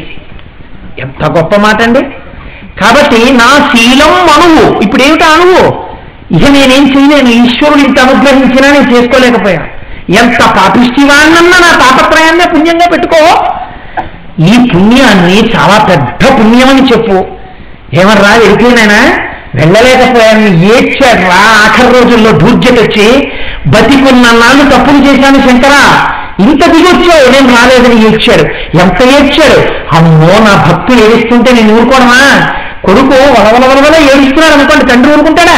ముందు తను కళ్ళనీళ్ళు ఎట్టేస్తాను, అలా ఏడవకూడదు కొడుకు ఏడవదేంటి అని గబగబా ఉత్తరీయం పెట్టి కళ్ళు తుడిచేసి నీకేం కావాలి చెప్పు నేను చేస్తాను, నువ్వు బెంగెట్టుకోకు, పోలు ఎట్టేసావు ఇన్నాళ్ళు, నాకు దూరంగా తిరిగావు, అయితే అయిపోయింది. నువ్వు కొడుకు కాకపోతావా, నేను తండ్రిని కాకపోతానా? మన ఇద్దరం తండ్రి కొడుకులమే, ఎందుకు అలా బాధపడతావు, ఎందుకు అలా బెంగెట్టుకుంటావు, నీకేం కష్టం వచ్చింది చెప్పు నేనున్నాను అంటాడు తండ్రి వెంటనే. అలా అనిపిస్తున్నాడు శంకరుడి చేత దూర్జటి. ఇది ఆర్తి. కాబట్టి ఇప్పుడు అంటాడు, నా శీలం అనువైన మేరు అనుసరు. లౌకికమైన తండ్రి అంటున్నాడే, ఎందుకు అలా బెంగెట్టుకుంటా? నేను చిన్నప్పుడు నేను పడుకుంటే చిన్నప్పుడు వచ్చి నా కాళ్ళు పట్టలేదు, చిన్నప్పుడు నా ఒళ్ళో కూర్చుని గోరుముద్దలు తినలేదు, నాన్నగారండి నా పక్కన కూర్చుని సంధ్యావందనం చేయలేదు. నీ ప్రారంభం అదిగో దుస్సహవాసాలు మరిగావు, వాళ్ళతో తిరిగావు, పాడేయవు, నువ్వు మంచివాడిరా చిన్నప్పటి నుంచి, పోన్లే ఇప్పటికైనా తెలుసుకున్నావు కదా నాన్న, ఏం పర్వాలేదు, నీకు నేనున్నాను, నీ సంసారం నేను దిద్దుతాను, చక్కగా హాయిగా ఉండు నాన్న, మనకున్నదంతా నీదే కదరా, నాకు ఎవరికి కావాలరా, పెద్ద కొడుకు సుఖంగా ఉన్నాడు, వాడికి అక్కర్లేదు, నేనున్న ఇల్లు బట్టలు అన్నీ నీకు ఇచ్చేస్తాను, చక్కగా ఇవాళ నుంచి నువ్వు యోగ్యుడిగా బతుకు అని ఒక లౌకికమైన తండ్రే కొడుకు కళ్ళు తెరిచేస్తాడే. నీ సౌలభ్యాన్ని గుర్తిరిగి శంకరా అనుభవించలేకపోయానికి నీ పాదాల మీద పడి ఏడుస్తున్నాను, నన్ను నువ్వు ఉద్ధరించవు అంటే ఏం చెయ్యాలి? నా శీలం వడువైన మేరు వడుచున్ రక్షింపవే నీ కృపా శ్రీ శృంగార విలాస హాసములచే. నవ్వేసి సంతోషంతో అపారమైన దయతో, ఎందుకు నాన్న ఏడుతో, అండంలో ఒక చిరునవ్వు కనపడాలి, కాంతులు కనపడాలి, నీ కళ్ళల్లో కారుణ్యం కనపడాలి, నీ చేసిన పాపాల పట్ల నీ ఎందుకు క్రోధం కనపడకూడదు. నన్ను చెయ్యి పట్టి పైకెత్తి నీ తొడ మీద కూర్చోబెట్టుకుని ఏం తగ్గెట్టుకోక నాన్న, ఇదిగో నువ్వు ఈ మాట అన్నావు కదా, ఆ నాలుగింటి ద్వారా నేను నీకు సులభమయ్యానని గుర్తించావు కదా, అది చాలురా అని ఈ పుణ్యాన్ని పెద్ద చేసేసి నన్ను నీ వాణ్ణి చేసేసుకోవా శంకరా. ఎంత ఆర్తితో మొదటి పద్యంలో ఎక్కడ పద్దాయని చెప్పాడో శీలలు, ఆ శీలలు విడదీయడానికి వాడెంత సులభుడుగా ఉంటే తాను అనుభవించలేకపోయాడో చెప్పుకున్న ఈ పుణ్యాన్ని అడ్డుపెట్టి నన్ను నీవాణ్ణి చేసుకోమంటే చేసుకోకుండా వాడు ఉండిపోతే కాళహస్తీశ్వర శతకానికి అర్థం ఉందా? కాబట్టి దూర్జటి కాళహస్తీశ్వరుని యందు ఐక్యమైపోయాడు. ఆ దూర్జటి భావన ఎవరు పొందారో, ఎవరు అదే ఆర్తితో పద్యం చెప్తున్నారో వాడు దూర్జటి అవుతున్నాడు. దూర్జటి ఏది పొందాడో వాడు కూడా అదే పొందబోతున్నాడు. కాబట్టి శతకాలు ఎన్నైనా ఉండవచ్చు, ఇంత ఆర్తితో మన పొరపాట్లు ఎత్తి చూపకుండా, మన్ని దెబ్బలాడకుండా, మన్ని నిందించకుండా, మన్ని విమర్శించకుండా తాను చెప్పుకున్నదంతా తన కష్టాన్ని, తన సుఖాన్ని, తన బాధని, తన ఆర్తిని శివుడి ముందు కూర్చుని శివుడికి చెప్పుకుని మనక మార్గం చెప్పినటువంటి ధూర్జటి ప్రాతస్మరణీయుడు మహానుభావుడు. మన ప్రారంభం ఏంటంటే ధూర్జటి ఫోటో కూడా మనకి లేదు ఇవాళ. అంత గొప్ప వారసులం తెలుగు జాతి. పనికి మాలిన ఫోటోలు ఎన్నో లోకంలో. శంకరాచార్య స్వామి వారి ఫోటోలు దొరకవు, ధూర్జటి ఫోటోలు దొరకవు, కాళహస్తీశ్వర శతకం పుస్తకాలు తప్పులు లేకుండా ప్రింట్లు దొరకవు. కనీసంలో కనీసం 10 కాళహస్తీశ్వర శతకంలో పద్యాలు మనం నేర్చుకుందాం, మన పిల్లలకి నేర్పుదామన్న సంస్కారం మనకి లేదు. మనకి పనికి మాలిన వ్యాలంటైన్స్ డే చేయడానికి మనకి డబ్బులు వస్తున్నాయి, మనకి పనికి మాలిన అనేక షిప్ డేలు చేయడానికి మనకు పనికి వస్తున్నాయి. మనం నాశనం అవుతున్నాం, మన తర్వాత తరాలని నాశనం చేస్తున్నాం. మన సంస్కారం ఏదో మనం గుర్తుంచుకోవాలి, మనం ఎవరికి వారసులవో మనం గుర్తుంచుకోవాలి, మనం ఏ శతకాలు చదువుకోవాలో గుర్తుపెట్టుకోవాలి, ఏ పద్యాలు చదువుకోవాలో గుర్తుపెట్టుకోవాలి, ఏవి మనల్ని రాసమార్గంలో నడిపిస్తాయో మనం నేర్చుకోవాలి. ఈ ఆర్తి మీకు కలిగిన నాడు ఇప్పుడు మీరు ఎంత డబ్బు ఖర్చు పెట్టేశారా? ఒక్కసారి శ్రీశైలం, కంచి, కాశీ, కాళేశ్వరం ఈ 4 క్షేత్ర దర్శనము అని గోపాలకృష్ణ స్వామి బస్ చేస్తే వీళ్ళు వచ్చేద్దాం గోపాలకృష్ణ స్వామి. అందుకని చక్కగా మనం అలా చెయ్యాలన్న పూనిక మనకి కలిగితే ఇంకా మనం దుర్జిటి చెప్పినట్టు కాకుండా ఓపిక ఉందిగా. నీకు పరివర్తన వచ్చిందని గుర్తేంటి? వెళ్ళాలి, అలాంటి చోటు వెళ్ళి దర్శనం చేసి రావాలి, కృతజ్ఞతతో కైమోడ్చాలి.